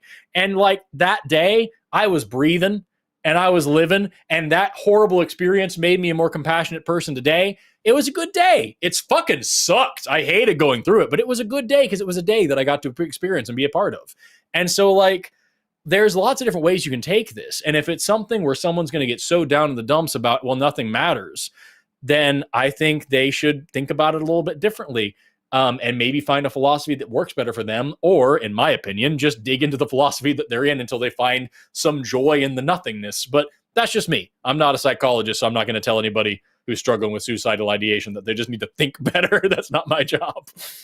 I had asked that suicide question in regards to, because I'd seen after Trump got elected, I guess like the suicide rates went up like 10 times or something. I'm just like, a lot of people didn't want to be here for it. Yeah, because he was talking about taking away the rights and privileges of a lot of women and trans people, as well as others. But right, Illinois was blue, but that's besides the point. Well, that's what I'm saying. Like it's. Sorry, go ahead. Yeah, no, go ahead. Eve, it looked like you were saying something. Oh, no, I was just going to see if there's anything else before we move. I'm seeing we've got full lines and all that. So I'm going to see if there's anything else Kyle wanted to touch on before we head on to the next caller. I was just going to make a funny, and Forrest, I bought your little Never Have a Bad Day sweatshirt, but I do believe you had a bad day whenever. I do believe you had a bad day whenever Trump was being elected. I really do. Yeah, you know, it's funny. I made a video about it on TikTok. It's my most recent TikTok video, and it's just to say that, like, yeah, that day fucking sucks. It blows. It's not fun at all. But at the end of the day, your despair is their victory. If we're talking specifically about fascism, if we're talking specifically about Trump, your despair is their victory. Your hopelessness is their victory. They want you to be so beaten down that you don't get back up. And so in that way, joy and love and compassion is an act of resistance. And I'm very happy to smile my way into a better world. It's just going to take a lot of hard work. Well, I wish we could all have it our way, but unfortunately we can't. I appreciate your guys' time, and thank you for the great conversation. Thank you, Kyle. And it sounded to me when you were doing it, sounded like you had a list of questions prepared. I think that's great. So call me back sometime if you have any more. And I'm not going to tell you what to do, man, But I'm hoping someday I can convince you to be an atheist again. Hey, funny enough, all of these come straight off the dome. I'm just coming up with them as I go. But that's fantastic. Have a good night, guys. Take care, Kyle. Bye-bye. Thanks so much, Kyle. Bye-bye. Oh, he's nice. He's a very nice guy. Do you have a preference on what we've got left? I don't. I'm good with whatever. I had Rick call in and he wanted to beat me at a debate, and I feel like I won that one. I'm not going to lie. I feel like I got to sit here quietly and I still won. You literally didn't even have to have I literally didn't say anything. He goes, you have to take it easy on us. I took it as easy as I possibly could have. Right. Yeah. Did he want me to make his argument for him? I'm really not sure. Man. That was a deeply funny call. Yeah. We've got a bunch of people here on the line. We got like 5 callers left. Let's do... I don't know what this means, so I think I'm going to go with this one for fun. See what happens. Let's talk to Joe, pronouns he, him, calling in from Tangy Nectarines. Delicious. Who, never mind. Joe just hung up. I was going to take Joe's call. And it just moved. Somebody else hung up and he moved. Okay, we're good. Joe from Tangy Nectarines says he's a person who left Christianity for a Kabbalistic tarot. Where's the error? I don't know what that means. Joe, you're on the line with Forrest and How are you doing today? I'm doing well. Thank you very much for asking. How are you guys? Never had a bad day, man. Excellent. Glad to hear it. I was listening to what you were saying with Kyle, Forrest. I agree very much with pretty much everything that you were saying.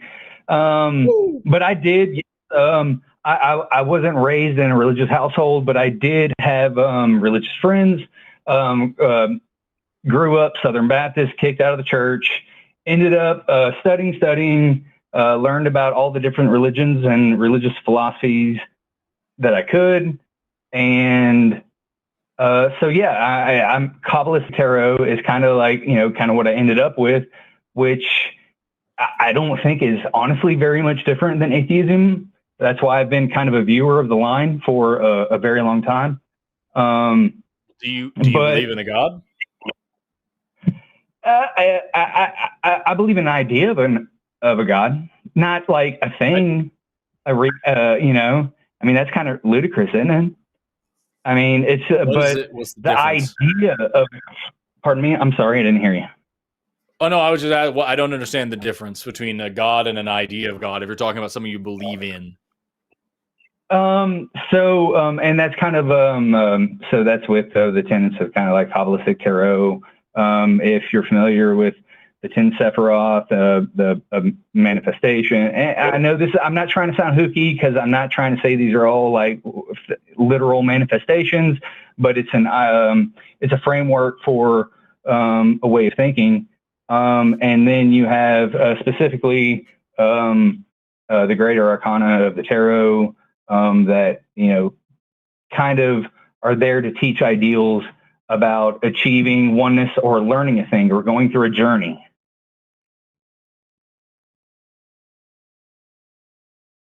Yeah, I guess I'm struggling to understand because I don't know so much about this. Does it include the practice of actual tarot where you believe something does it include the practice where you believe something supernatural is kind of revealing itself through the tarot cards, or where something supernatural is guiding, what you read? I'm trying to understand. Or is this just like a hobby, or is it just like a life philosophy, A philosophy is kind of like a framework of thinking. It's something to meditate upon, even daily, to appreciate an idea and focus on it and try to learn a thing, if that makes sense. Yeah. So why do you call yourself a theist? Because, I mean, I can talk about a Christ power. I can talk about a God. I can talk about a deity. I very much enjoy, this type of, the give and take debate and the discourse of thought about it all. Where I live, here in the South, I don't get a lot of it. Yeah, I think my main thing is, if we're just talking about like what's the conflict with atheism? I don't believe in anything supernatural. I don't believe in anything close to that. And so for me, it wouldn't be compatible with my life. I can meditate. That's fine. I can learn something about a thought here or there, an idea, and think that's cool and learn more about it and find ways to apply it to my life. But to pick one specific path that's not based on evidence is too dogmatic for me, because then I'm following, a religion. I assume you call this a religion.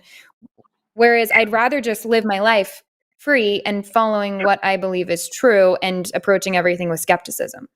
I think that benefits my life better than narrowing it down to this one thing, Absolutely. I totally agree with you. I think this reminds me of a painting. I wish I could remember the name of it, Japanese, where figure of like something, I think it was something like a fat Buddha pointing at the moon, because any religious, I hesitate to say religious thought or any type of philosophical thought is just pointing at the moon. It's just trying to give you an idea, a way to get there, and it's like you said, not dogmatic, because once you get to dogma, that's honestly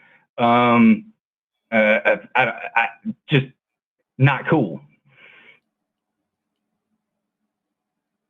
So you have a philosophy that you like to follow is the point of everything here. You have a thing that you like. I can hear myself hold on. I apologize. I'm not trying to interrupt. I do have a philosophy that I like to follow, but it also, involves these types of quote unquote God, deity, type of thing, frameworks. So then I guess that's my biggest hang up then. So why do you believe that these supernatural things exist? I don't think a supernatural thing exists. Not at all. That's not what I think it is. I think it's a focus for thought and a way to try and understand a thing. So you just said within a framework. God and a deity. Like a God, like the man up there that wrote the Bible, or the Quran, or any? No, absolutely not. Because what's to say? I'm sorry, God. Just a second ago, I said, okay, so you just have a philosophy that you like, and you said, yeah, but also I believe in a God. I'm not asking about whatever God wrote the Bible. I'm asking whatever one you believe in. I apologize. I didn't try to give you the wrong idea. I do not believe a thing. I do not believe that there is a God or a deity that listens to my prayers or anything like that. I feel like I can try and, let's say, attune with a thing and focus on a vibration, if you will. And I hate using words like that. Pardon me? I won't. I don't know what any of those things mean. Okay, well, what it means is so if I'm trying to think about discipline, I would pull out, 6, I'm on the spot, 6, Aries. But Joe, why wouldn't you instead go find somebody who's an expert in the psychology of discipline and has written books? Why wouldn't you actually go to experts or go look for actual knowledge? Why are we looking at abstract things for truth? Why wouldn't we go look for, real sources that can provide facts for us? I agree with also, finding real sources, reading literature and, things like that. That's why,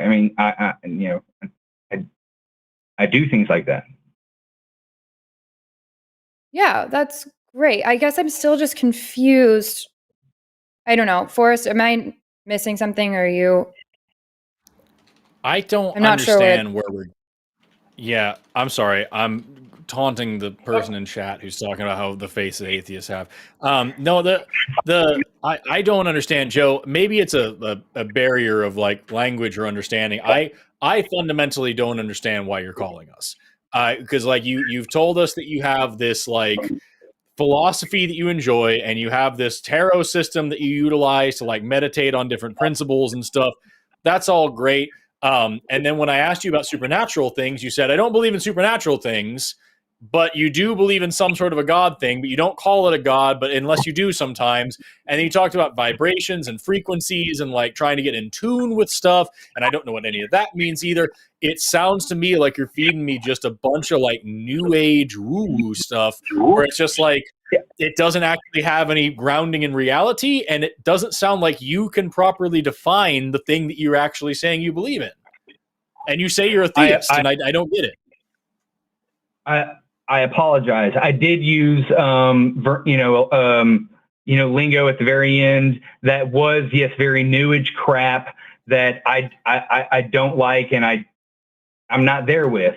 Yes, I do have a philosophy that I can use a thing that words that are used within it are tied to certain types of deity.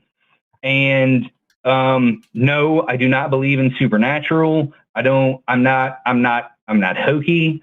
And I just, from people that I actually do watch and I would respect, even though I'm messing around with a thing that helps me, with just like a framework of thought, with something as simple as meditation, because it's not a supernatural thing, but does that necessarily tie me to theism, or am I actually an atheist? And so I was just trying to get y'all's perspective on that, because I don't, I don't think what you would quote or quote unquote my religion has turned into, but I would never call it a religion because I don't believe. There's no belief. I have no reason to have belief. I'm going to have facts somewhere. I'm going to have reason there.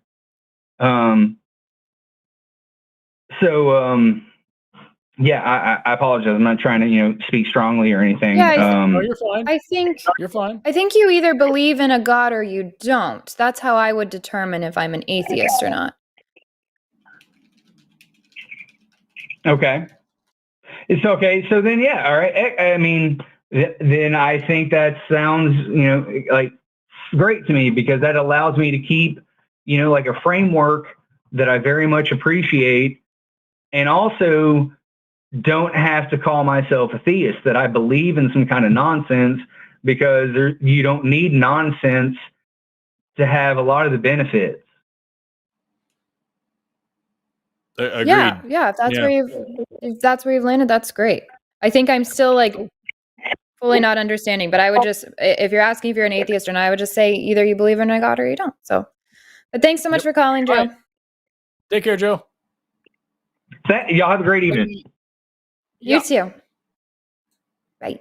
I think that went well. I think. No, I don't know. I don't know. Are we? I don't know. We got other calls. I am actively dying.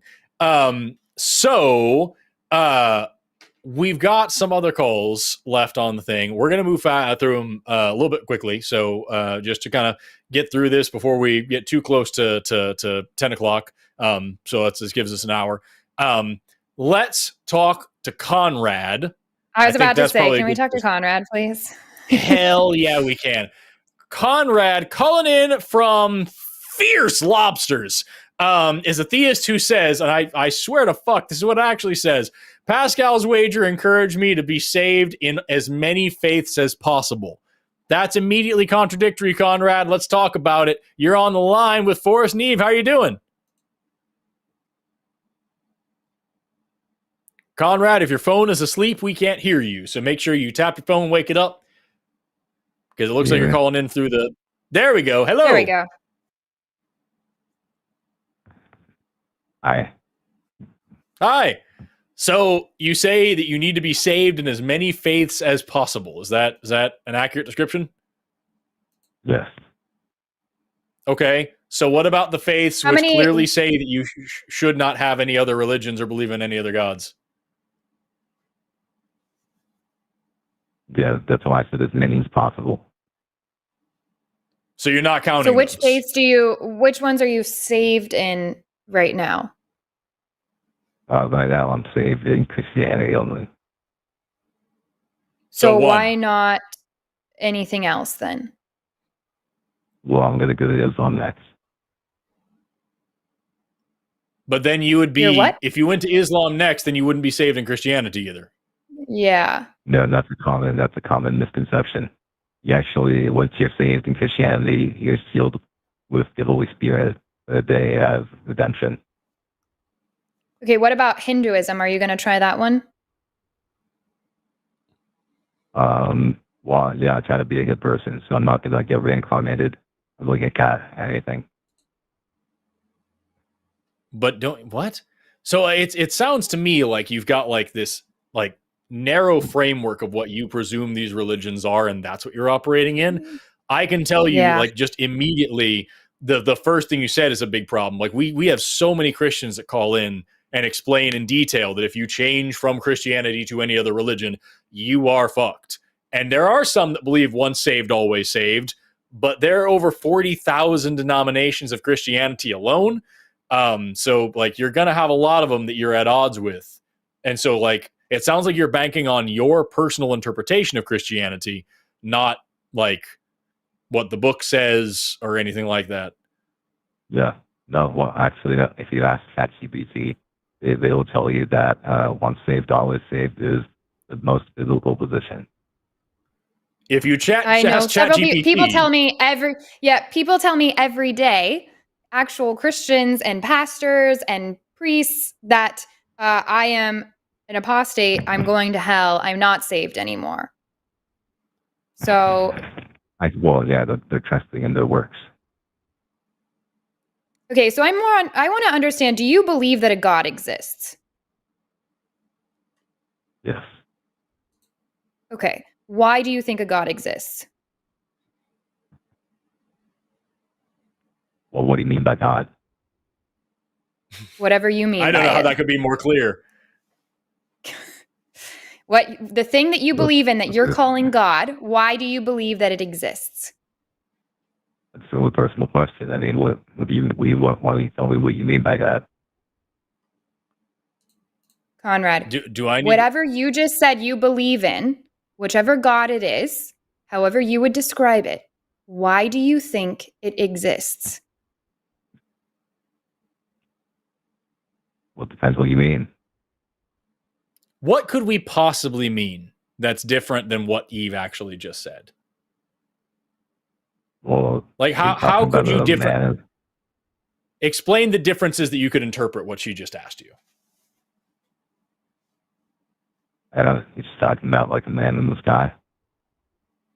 Is that what you believe? Because she didn't specify whether or not she was talking about a man in the sky. She asked you whatever you believe in. So it could be a man in the sky. It could be anything. It's up to you. Whatever you believe in, why do you believe it? That's what she asked you. So how is that? What other interpretations of that question could there possibly be?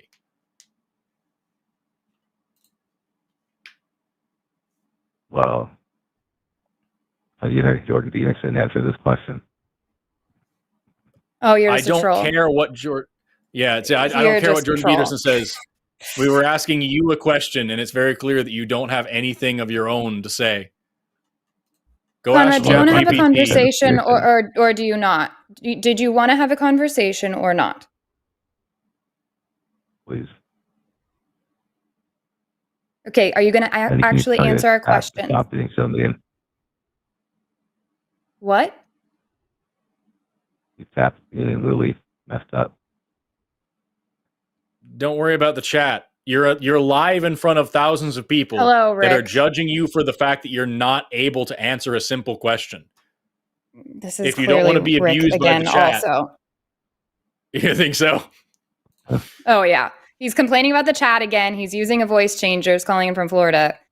And he also still continues to not have an argument. I'm like 99% sure this is Rick. calling to beat me at a debate again. Oh man. That's actually not a bad argument. See, that's how it works there. Yep. I don't know what some music, but like it sounds like this dude literally I has love yet the to have an name independent title. thought.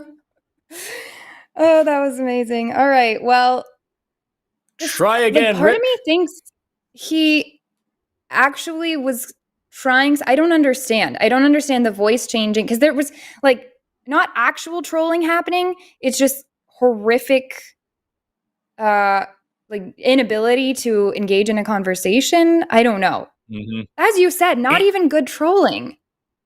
It's one of those things where it's like, if I shit my pants, then you'll be thinking about it, and I live in your head rent free, so I win. And it's like, yeah, but you shit your pants, dude. Like, what do you do? And that's exactly what it is here. It's like, if I get on in front of a lot of people and say absolutely fucking nothing and fail to be able to think past the time I picked up the phone, then that means that I've won the debate. It's like, no, you just shit your pants in front of a lot of people, and we're laughing at you for it, dude. Yes, the chat's being mean because you're a fucking lunatic. And why were you reading the chat both times you called in when we told you the first time to ignore the chat and have the conversation with us? Forrest, it does look like there's one of the people from the chat that you told to call in. Yes. Now so we had one person in the chat. We've had so many people in the chat say ridiculous things and then get muted in the chat because that's what's going to fucking happen. And we challenge them to just fucking pick up the phone and call. And here we have Dominic, who actually did. And we actually, we weren't going to open any more lines because we were close to the end of the show. We opened a line specifically so this person could call in and talk to us. We have Dominic here. There we go. We have Dominic here who is calling in from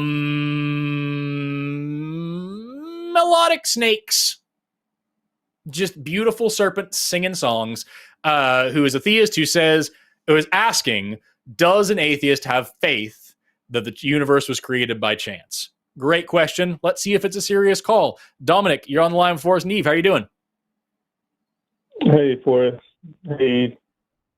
Hello. I'm really glad you actually called. Thank you for doing that. Yes, we can hear you just fine. Well, I appreciate you taking the call.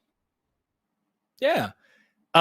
So what I've got here on the call screen is exactly what I said. Do you have anything you want to expound upon? Any other way you want to frame this? Any context you want to give before we answer your question?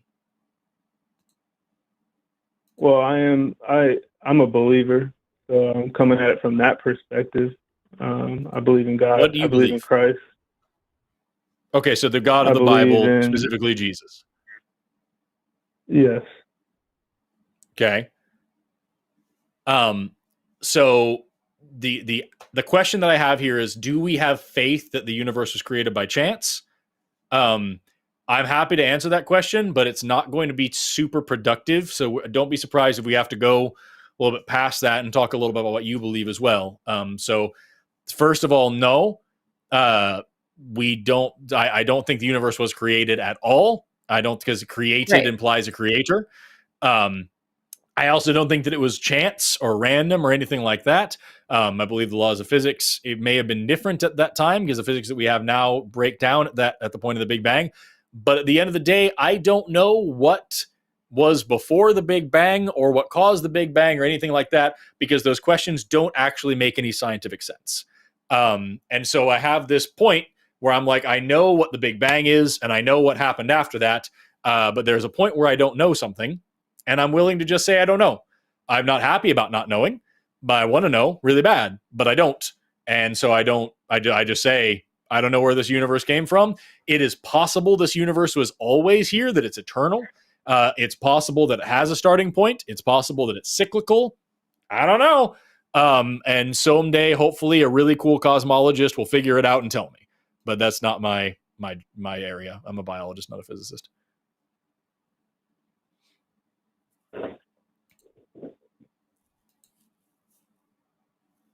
I hear you. I guess. Go ahead. I was just asking if that answers your question sufficiently, or if you have any follow-ups or anything that I didn't explain clearly that you want to ask about. Yeah.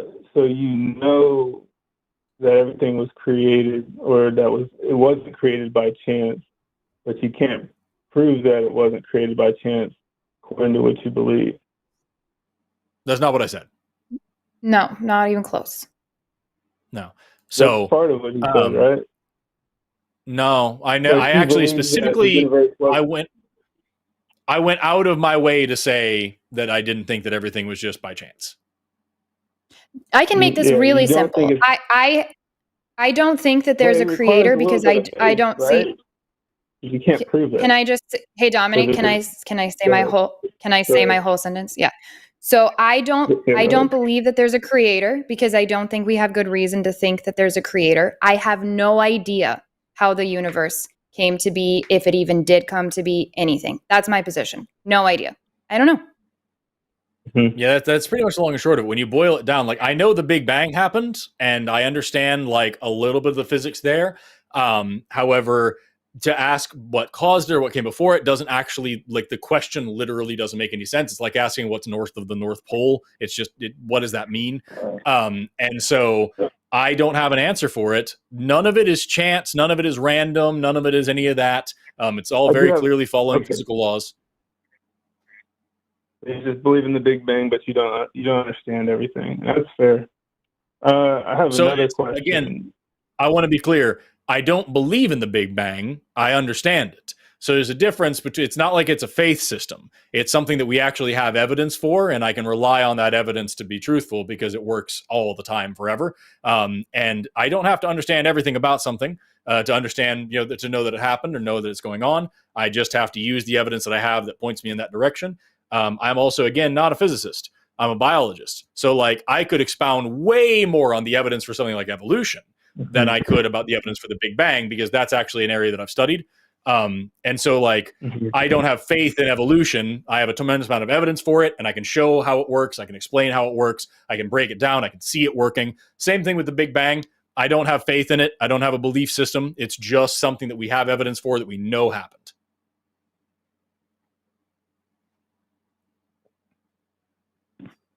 Okay. So, according to your perspective, how did the beginning of humanity start? Like, from like the first beginning, and how did that happen according to the evolutionary perspective? Of humanity specifically? Yes. Humans evolved 200,000 years ago in Africa. So our species is about 200,000 years old. And you ask, where did we come from, or where are you going with it? Yeah, like what were the first humans what was the very first human? What did the first human that was ever created look like? Or according to the evolutionary perspective? Again, pushing back on the word created. Also, that's a misunderstanding of how evolution works. Okay. So the thing about evolution is that you don't have one species that just gives birth to another species. A species isn't like a solid set thing that just pops into existence. It's a gradient, and we only draw boxes whenever we find significant, like, differences in the body and the genome and whatever that can just say this is now a different group of things. There's actually lots of different concepts of what a species is, because there is no one way just all the time to say this is what a species is. So as far as the first humans, what you have to know is that if you had my skeleton and my parents' skeletons and their parents' skeletons and their parents' skeletons going all the way back, not even 200,000 years, millions of years, as far back as you want, there is not a single point where you could say, okay, this is now where humans start. This is the first human. Everything before it isn't a human. Everything after it is a human. That's just not how that works. There is no clear set boundary. We just know that at the 200,000 year mark, around in that area, we are now, our bodies are so different. I was going to use some jargon, but it's not necessary. We are now so different that we can no longer call ourselves any of the other species that were around at that time. This is now what we're going to call Homo sapiens, and this is where that begins. Okay, I got you. So before, I'm trying to look at it from an evolutionary perspective, although you do know my bias, but what I'm trying to say is, like, even from an evolutionary perspective, somebody would have to explain to me, how did the first of whatever you said evolved, how did that first thing happen, like that first cell? Like the Big Bang, did it just Big Bang into a person? So It sounds like you're getting at what's called abiogenesis, which is the beginning of life itself. So you're asking, well, what did humans come from? And then what did that come from? And what did that come from? All the way back to the beginning of life. Is that what you're asking me? Exactly. The Big Bang. According to evolutionary perspective, how did the Big Bang into life? How did the Big Bang create a cell that became another cell? That's a great question. And so there's a couple of things here that you need to understand. Number one is that the Big Bang and evolution are different. The Big Bang is the beginning of the universe. Evolution is how life changes over subsequent generations. And none of that is anything close. It is the same thing as the beginning of life, which is a totally different question. So the Big Bang is the beginning of the universe. We then get from the beginning of the universe, we get stars coming into existence and exploding. We get galaxies coming into and out of existence. We get planets coming into and out of existence. All sorts of stuff are happening there. About 4 billion. This is about 13.8 billion years ago. About 4.5 billion years ago, the Earth forms, and we can see planets forming and see how that happens. We can use really cool physical models to show how that works as well. I can explain it if you'd like, but I don't think it's of interest to you. But we can get into it. The Earth forms 4.5 billion years ago, and we are in this period of bombardment. The Earth is very hot. It's molten lava. As soon as that stops, takes about 1 billion years for that to stop, about 3.8 billion years ago, almost immediately after the Earth cools, we immediately see life popping up. So almost as quickly as it was possible for life to start, life started. Now, as far as how that happened, that's called abiogenesis. This is the beginning of life. And we don't know everything about it yet. It's just like with the Big Bang. We know that it happened. We have a lot of the pieces of the puzzle, but we don't have the whole puzzle. What we do know, well, let me ask you, Dominic. I can explain this in a little bit complicated. Could I ask a real quick question? Sure. Dominic, can I ask you a question? Do you believe what you believe because you think it's true or because you don't understand evolution? Well, you don't have to understand everything. You can't overturn it. You can't turn over every stone. Sure. But that doesn't answer my question. So do you believe what you believe because you think it's true? Or because you don't understand evolution and therefore you need better answers, so you're just filling in the blank with this religion because that's what you've been taught? I believe what I believe because I've felt the evidence, not felt, but I've come to the knowledge of the truth. I have searched the scriptures. It not only provides. Have you searched outside of scripture to determine if Christianity is true? Yeah, like science. You're talking about science, just any other argument, or even learning how the Bible came to be. Anything like, have you learned about other religions? Yeah, sure. I took religion classes. I know about Hinduism. I know about Buddhism. What would you say? What would you say is what's the number one reason you believe that Christianity is true? That the Christian God is real? What is your best evidence, or what has compelled you to believe that God exists?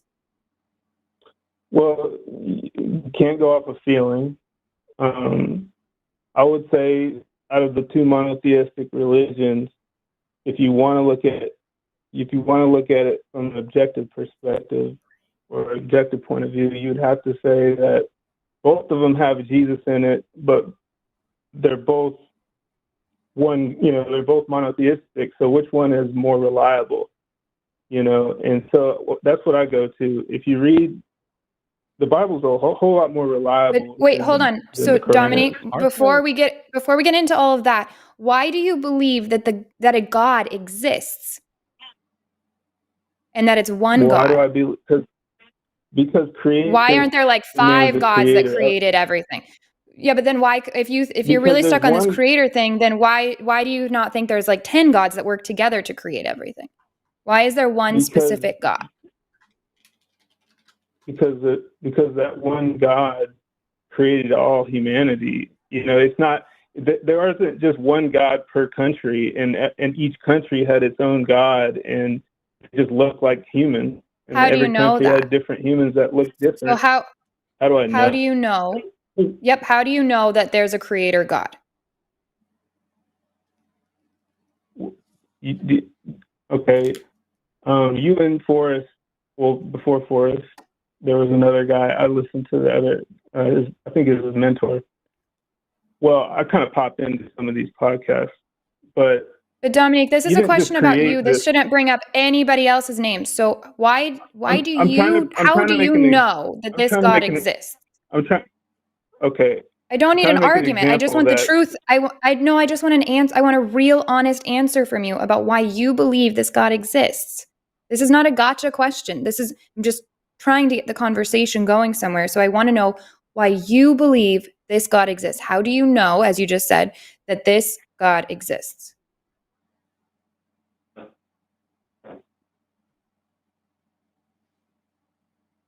How do I know that this God exists? Like, how do I know that I can't see him physically, but I believe in him that he's the Alpha and the Omega, the beginning and the end? Why? So I walk by. I walk by faith, not by sight. So okay, but that's why have faith in that? I'm sorry, Dominic. I just want to point out, like, a minute ago, you were asking me about where life came from. You asked me where life came from. And I was prepared to give you detailed explanations of, like, the different pieces of life. What I was going to ask you before Eve rudely interrupted me was that, no, I'm teasing you. So it's like, but no, like, like, if you ask me where life comes from and why I believe life was not created by a God, but in fact occurred naturally, I would explain to you the different experiments that we have, like the evidence that we have on the ground, like actually ways that we can observe the different pieces of life coming together by natural processes.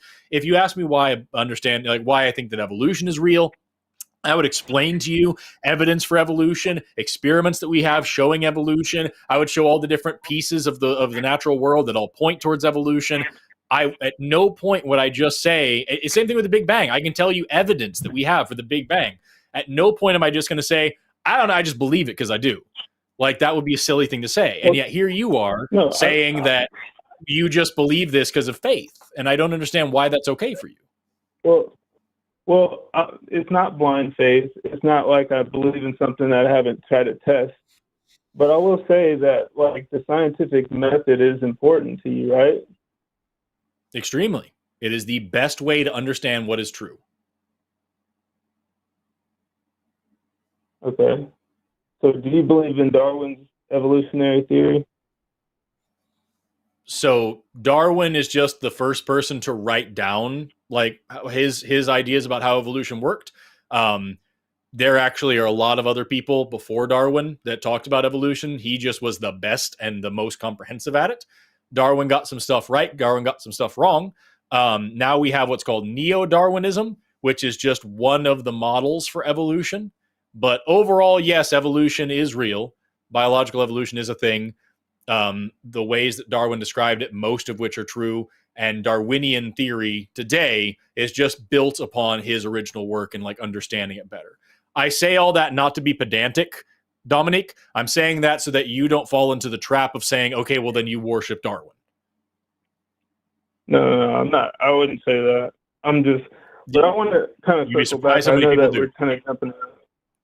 But, like, you said, how do I know? Eve said, how do I know that God exists? I believe God answers prayer. I believe in the inerrancy of the Bible. And so I think there's historical evidence that it's true. I think there's eyewitness testimony that it's true. I think there's literary style that you can actually examine in the Bible and there's too much. But just all that aside, even if you can just, like, logically, I can't just say, like, to you and just try to logically. I can try to make simple logic, like a building didn't create itself. There were people that built that building, and so this world didn't create itself. The second time you said that. What does that have to do with it? Yeah, I'm going to be I'm going to be totally honest with you. It sounds to me like you grew up in this faith and like you don't have proper education when it comes to evolution, which I didn't. I was homeschooled. You're right. I had to learn that later in life. Well, and it sounds like you're sticking with something that you've been taught. And you're I'm going to be going just for a little bit longer. So it sounds like you're going with these arguments that you've been taught, like the building one. Forrest and I have heard this a lot of times. There's a fallacy name for it. And it sounds like you're going down a list. And that's why I wanted to have an honest conversation with you where I ask you what you actually believe and why you believe it, not what other people have told you to say back or what arguments people have told you. I'm trying to help you really think this through and figure out what you believe and why, because what's happening is you're questioning Forrest and I about stuff, and that's irrelevant to what's true or not. I'm trying to gauge how you figured out what is true and if you even care about something being true or not. Okay, I hear you. I hear you, Eve. So this is actually my first time really calling into a call line like this, by the way. Yeah, I appreciate you calling in. Your point, Eve. You said that I grew up, like, actually didn't grow up in a Christian house, so I didn't grow up homeschooled or isolated at all. I actually came to faith despite I wasn't raised to be an atheist, but I wasn't raised to be a Christian or to actually read the Bible either. I was born in Montana, and I've spent some time in Germany. I've been to South America, and I've kind of traveled a little bit. So I haven't just been in Mississippi because there is a stereotype that comes with people from the South. But I will say I have lived in Mississippi for a while. Yeah, I'm just letting you know, I have no idea how you grew up. I'm just letting you know how it's coming off. It's coming off as you don't understand evolution and that you are just following a script, because I recognize this script. Mm-hmm. Okay. Well, I kind of know like how y'all argue some of these things. And I think, and I'm not trying to be contentious, really. I think that that's a good point. I'm sorry. I think what Eve is getting at is that this sounds a lot like the arguments that we get all the time from people who have literally just never been outside of their bubble or had a conversation with people they disagree with. So I understand you say you've traveled. Yeah, that's you're awesome. right. But like I took some notes here. Like the last thing you were talking about, you said that God answers prayer. You said the Bible is inerrant. You said that eyewitness testimony of the Bible is evidence for it being true. Those are three things that immediately are major problems with your belief system. Like each of those things is something that we could sit here and argue for a long time and demonstrate why it's a terrible reason to believe in a God. And so like for me, I'm curious to know like why, like if you could give me the best reason for what you believe, I would be willing to talk about that. If you want to talk about why like evolution is true, I'm happy to do that, but I don't think that's why you're calling in. It just sounds like something that you're throwing up, like, I don't know why, either to establish a baseline or to say like that we believe in something that's faithful or unguided randomness or something. I don't understand what's the point of the call. I think it takes a lot of faith to be an atheist. Why? So, but because Dominic, did you call? You have to believe. Yeah. Go ahead. But here's a couple of things, like just already saying that's a really common thing that we hear from Christians who have not had these conversations before. And so number one, I'm just going to already go with, okay, is faith bad? If you can have faith in, let's call it faith. Let's say that Forrest and I have faith in evolution. We can give you reasons why. And are you calling faith bad? Because now it's just a wash. If we both have faith, cool. Forrest and I will give you reasons, and they're really good reasons for why we follow science. And then meanwhile, you're over here just saying, well, I think this, and this. And Forrest just pointed out, we can tell you why those are terrible reasons. You can't tell us why it's a terrible reason to, quote, believe, which again, that's not great terminology, believe in science. Mm-hmm. Well, I'll admit, I don't know the evolutionary theory as much as Forrest or you probably do. I can't tell you. I'm not a biologist, so I can't go into detail about everything. But I don't know shit. I was homeschooled. Well, homeschool. Some people in homeschool they thrive. Not when you're a Christian and you're taught that dinosaurs don't exist and that the Earth is only 6,000 years old. So I can read and write really well, but I was taught all kinds of crazy stuff. I'm not saying that you are in that field. What I'm getting at, Dominique, is that I don't know that you're very secure in what you believe, because if you were, you would be able to present to us why you're believing that instead of trying to poke holes in what Forrest and I believe. Just present us with the truth. You could dismantle every single thing if you have compelling reason to believe in your God. But you're so you're trying to go through the script of, okay, well, you have faith. Okay, well, building can't build itself. Okay, and you're going through these talking points, these Christian apologist talking points that we can just easily swat down instead of just, do you really believe this? And is it really? But the Bible doesn't mean shit to me if you can't prove that there's a God.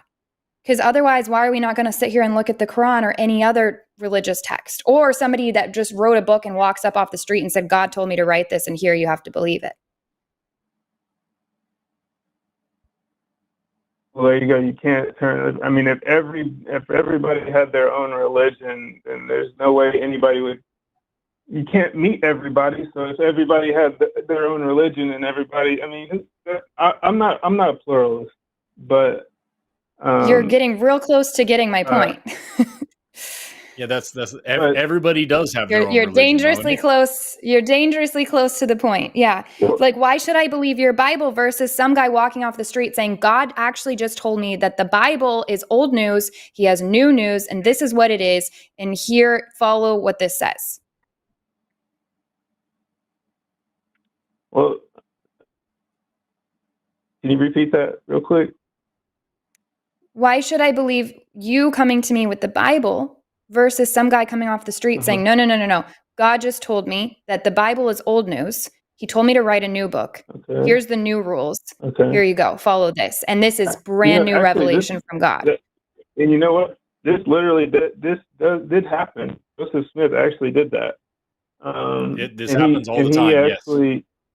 Yeah, I had a guy come up and corner me at a conference with a book full of Jared Leto pictures and say God told him to write that for me. So yes, this does happen. So my question remains. So how do we determine what's actually true? It's not cool. He made an hour and a half video about it. And I'm not trying to waste your time. You'd have to examine it. You'd have to examine both of them. I've examined. Sure. Cool. So I've examined both, and to me, I don't see. So I examined the Bible. I went to school to study the Bible, and I also read the Quran. And as an atheist, went back and read the Bible. Didn't find any of it convincing at all. I found them equally unconvincing, in fact. You found them unconvincing. Correct. Well, I have also because neither of them offered they offered zero evidence of the existence of a God.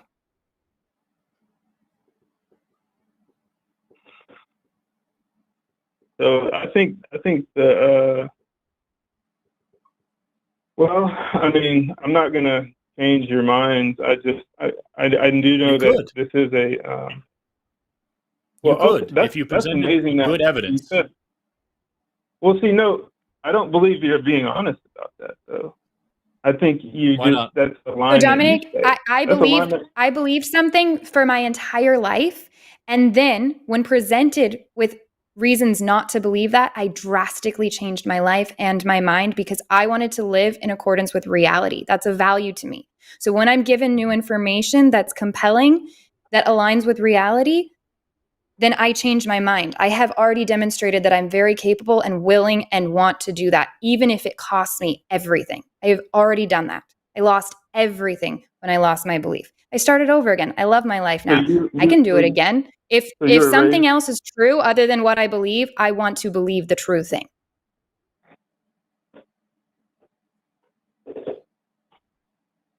So you were raised in the church or something? You were raised as a Christian? Yep. Okay. There's nothing wrong with that. There's a lot wrong with that. I mean, I think any person that raises a family is going to teach their kids whatever they want them to believe. Or they're going to let other people. Dominic, why are we talking about other people? Why do you believe what you believe? And why do you have a good reason to believe it? I don't know that you're even convinced that you do, or else you would be readily offering that information for us. And don't get me wrong, I love this conversation. I love that you called. I think that you are onto something. I just hope that you continue the questions with yourself off of this phone call. Well, I mean, I kind of jump into I'd like to debate, and there are some things that I have kind of learned through like different people that I've listened to, but I have examined the scriptures for myself too, and there is danger in an echo chamber or whatever, but I don't think I'll ever change what I believe as far as the Bible, But would you be willing to change your mind if you were given evidence that the Bible is completely untrue and it's a lie? Would you stop believing in God?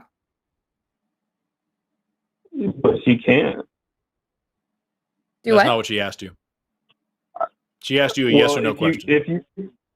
If you could prove that Jesus didn't die and that he didn't rise from the dead and that he doesn't love you, if you could prove that to me, or if you could prove, Christianity has never died.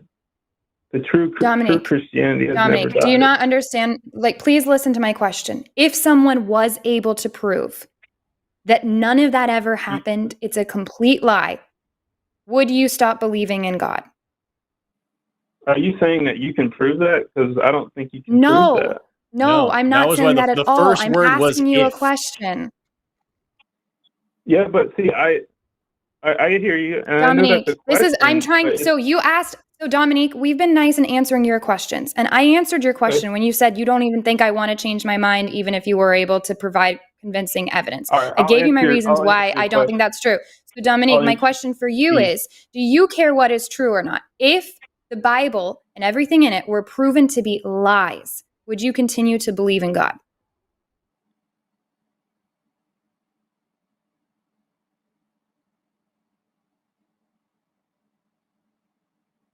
If you can prove that the Bible was completely false, sure, I'll rock with you. I'll say that, yeah, I guess, but you can't, I don't think you can though. I don't think somebody could But Dominique, prove that God do you care? Do you care if something is true or not? Sure. So if the Bible were, let's say in some pretend world, somebody walks up to you and they prove to you that there is no God, would you say, all right, I don't believe anymore? Or would you continue believing despite the evidence to the contrary? No, I asked you a question. I've given you multiple opportunities and I've answered all of your questions, Dominique. Yeah, I know I know, but all right. Can I answer it with an example? No, I just want a yes or no.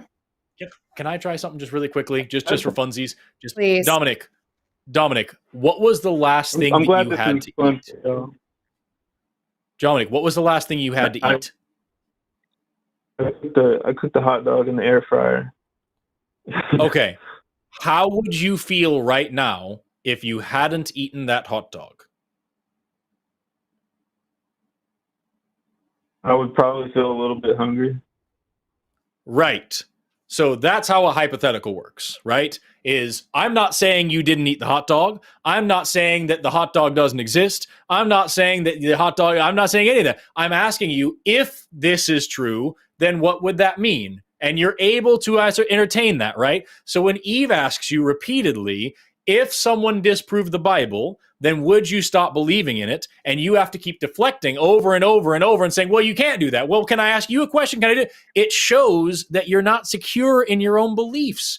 And especially considering the fact that you said a minute ago that it takes faith to not believe in a God, it shows me that you don't actually have a good grounding in what faith is, what your beliefs are, whether or not this God is worth believing in. I don't care if I look stupid to anybody on here. I probably Dominic, you shouldn't don't even look have called stupid. in, You so I'm not gonna.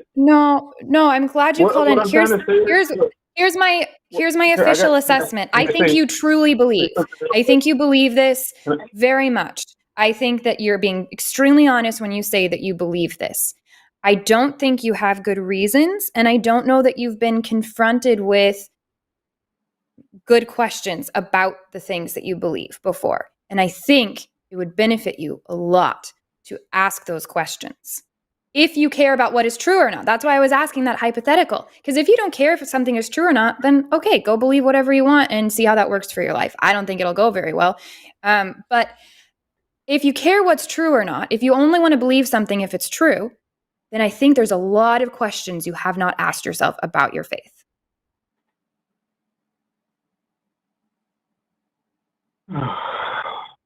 I mean, I went through a period where I looked at a lot of different things, but there comes a point when a person has to, like, obviously everybody has to be open-minded. You have to be willing to, like, look at something from somebody else's point of view, but that doesn't mean you have to change what you believe or agree that somebody could.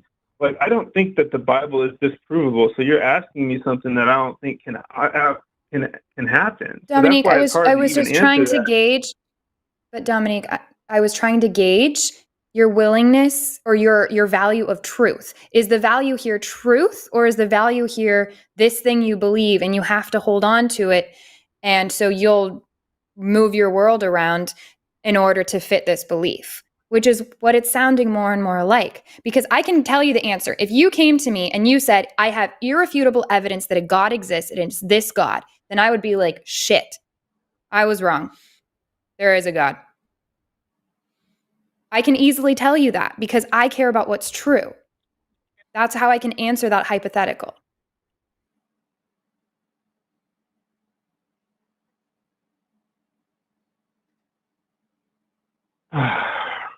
Well, I mean, I believe that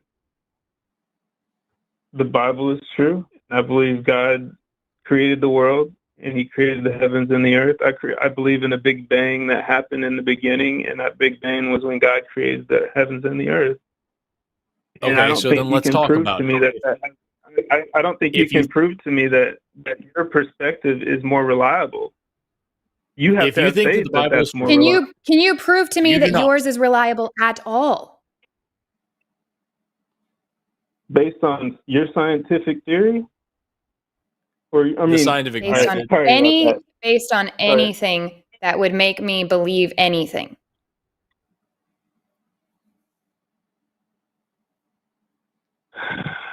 I believe eternity is in your heart, and I believe that God created everybody. Dominic, you've said a lot of things. We know what you believe. I believe You're saying cotton things. candy is in your brain.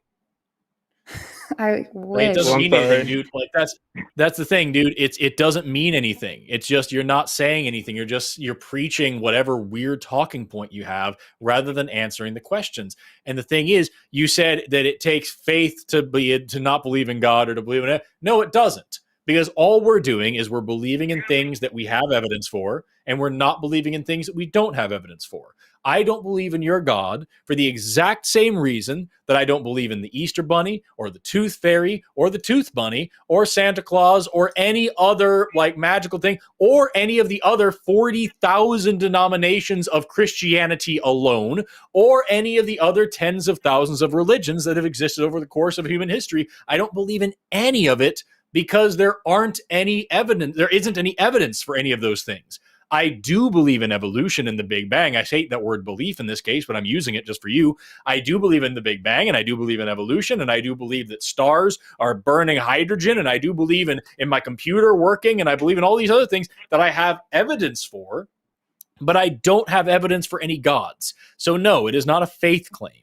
And if you're going to sit here and say that the entire Bible is true and that God is real and all these things, well, then your God's a dick. Because the God of the Bible is clearly a monster, and the Bible is very clearly a pro-slavery, anti-woman book, and there's no reason to worship this God, even if it is real.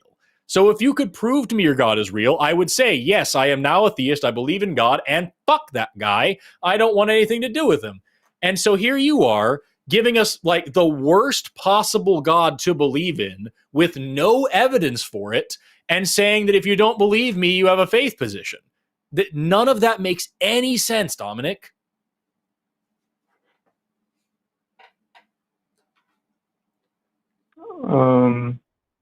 You're good at defending what you believe. But thank you. Because we're just being honest, Dominic. We're just being honest. So it's not about like you're approaching this like an argument, and you're trying to come with a script, but you either answer something or you like. I don't understand. Okay, if I told you that Dominic, I'm in the middle of talking. If I told you that I have, so frustrating that he interrupts you 50 times more than he interrupts me. It fucking sucks. Dominic, you gotta let a woman talk when it's dudes. So Dominic, if I tell you that I have right off camera where you can't see, I have a tiny pink unicorn that is magical and grants my wishes, but you just can't see her, but she exists and she's there. What would you think? Do you believe me? No. Why not? Why? I wouldn't. What would it take for you to unicorn? Yeah, a little tiny one. It's so cute. Why do you have faith that the unicorn doesn't exist? No. She's real. She's like walking around and she can talk to me, and she is magical. She grants my wishes when I ask her to. No, I would never believe that. What would it take for you to believe me? To believe in that you just said that. Yep.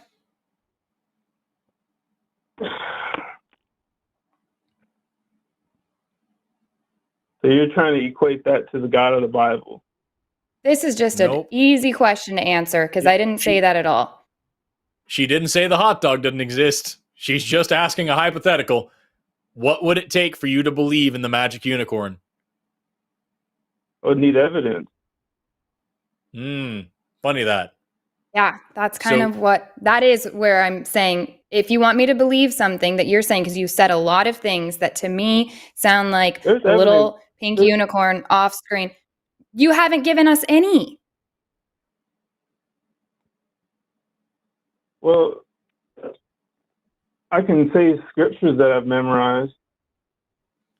Yeah, but again, as you pointed out earlier, if we don't think that God is real, I can say a lot of scriptures that I have memorized. And I'm an atheist. I promise you, Dominic, I can quote better scripture than you. The problem is that if we don't think God is real and we don't think the Bible is authoritative, then scripture doesn't mean anything. It would be like me quoting the Bhagavad Gita to you. If you're not a Hindu, it shouldn't matter. So why don't you believe in all these other gods? All about the little pink unicorn that grants my wishes. So this book says it's true. I can quote it. It's written down. Hang on one second. Okay, it's written down in here that this unicorn is real. So you have to believe me now. I'll say this. And I'll quote it. I'll say this. The Bible does say that the world will know Christians by how they love one another. So you're supposed to be able to see a difference in Christians. There should be evidence that, the fruit of the Spirit is evidence, but that's not something that you can examine in a microscope or anything. But Dominic, I don't think you care what's true or not. I think you just want to. I think you just want to hold on to this dogma, and you can't even listen to us. You can't answer the questions. You're just sitting there going down your list of stuff. I've heard it a million times. I used to say these things. I used to preach it. It's not interesting to me. The only thing that's interesting to me is reality and evidence. And for the same reasons you don't want to sit, or maybe you do because I can make cool stories, the same reason you don't want to sit and hear me talk about this little pink unicorn that I think exists that grants my wishes is the same reason you can tell me all this stuff.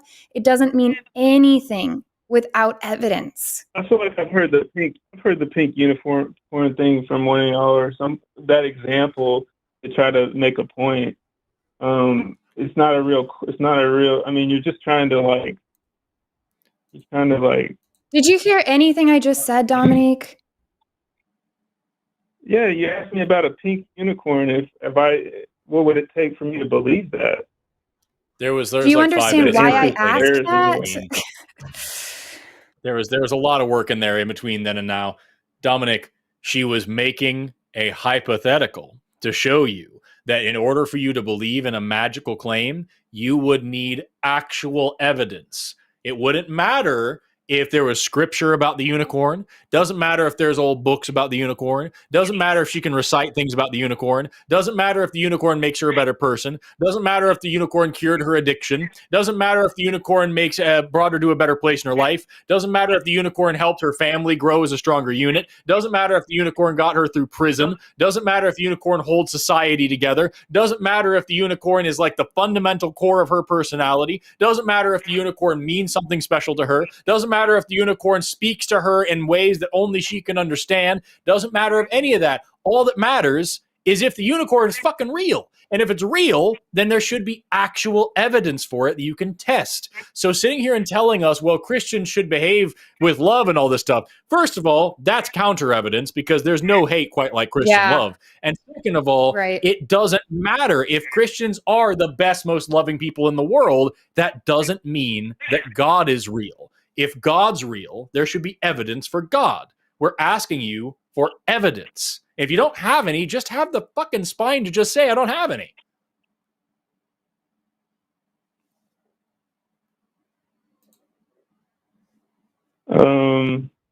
There's evidence of God in this creation. Where?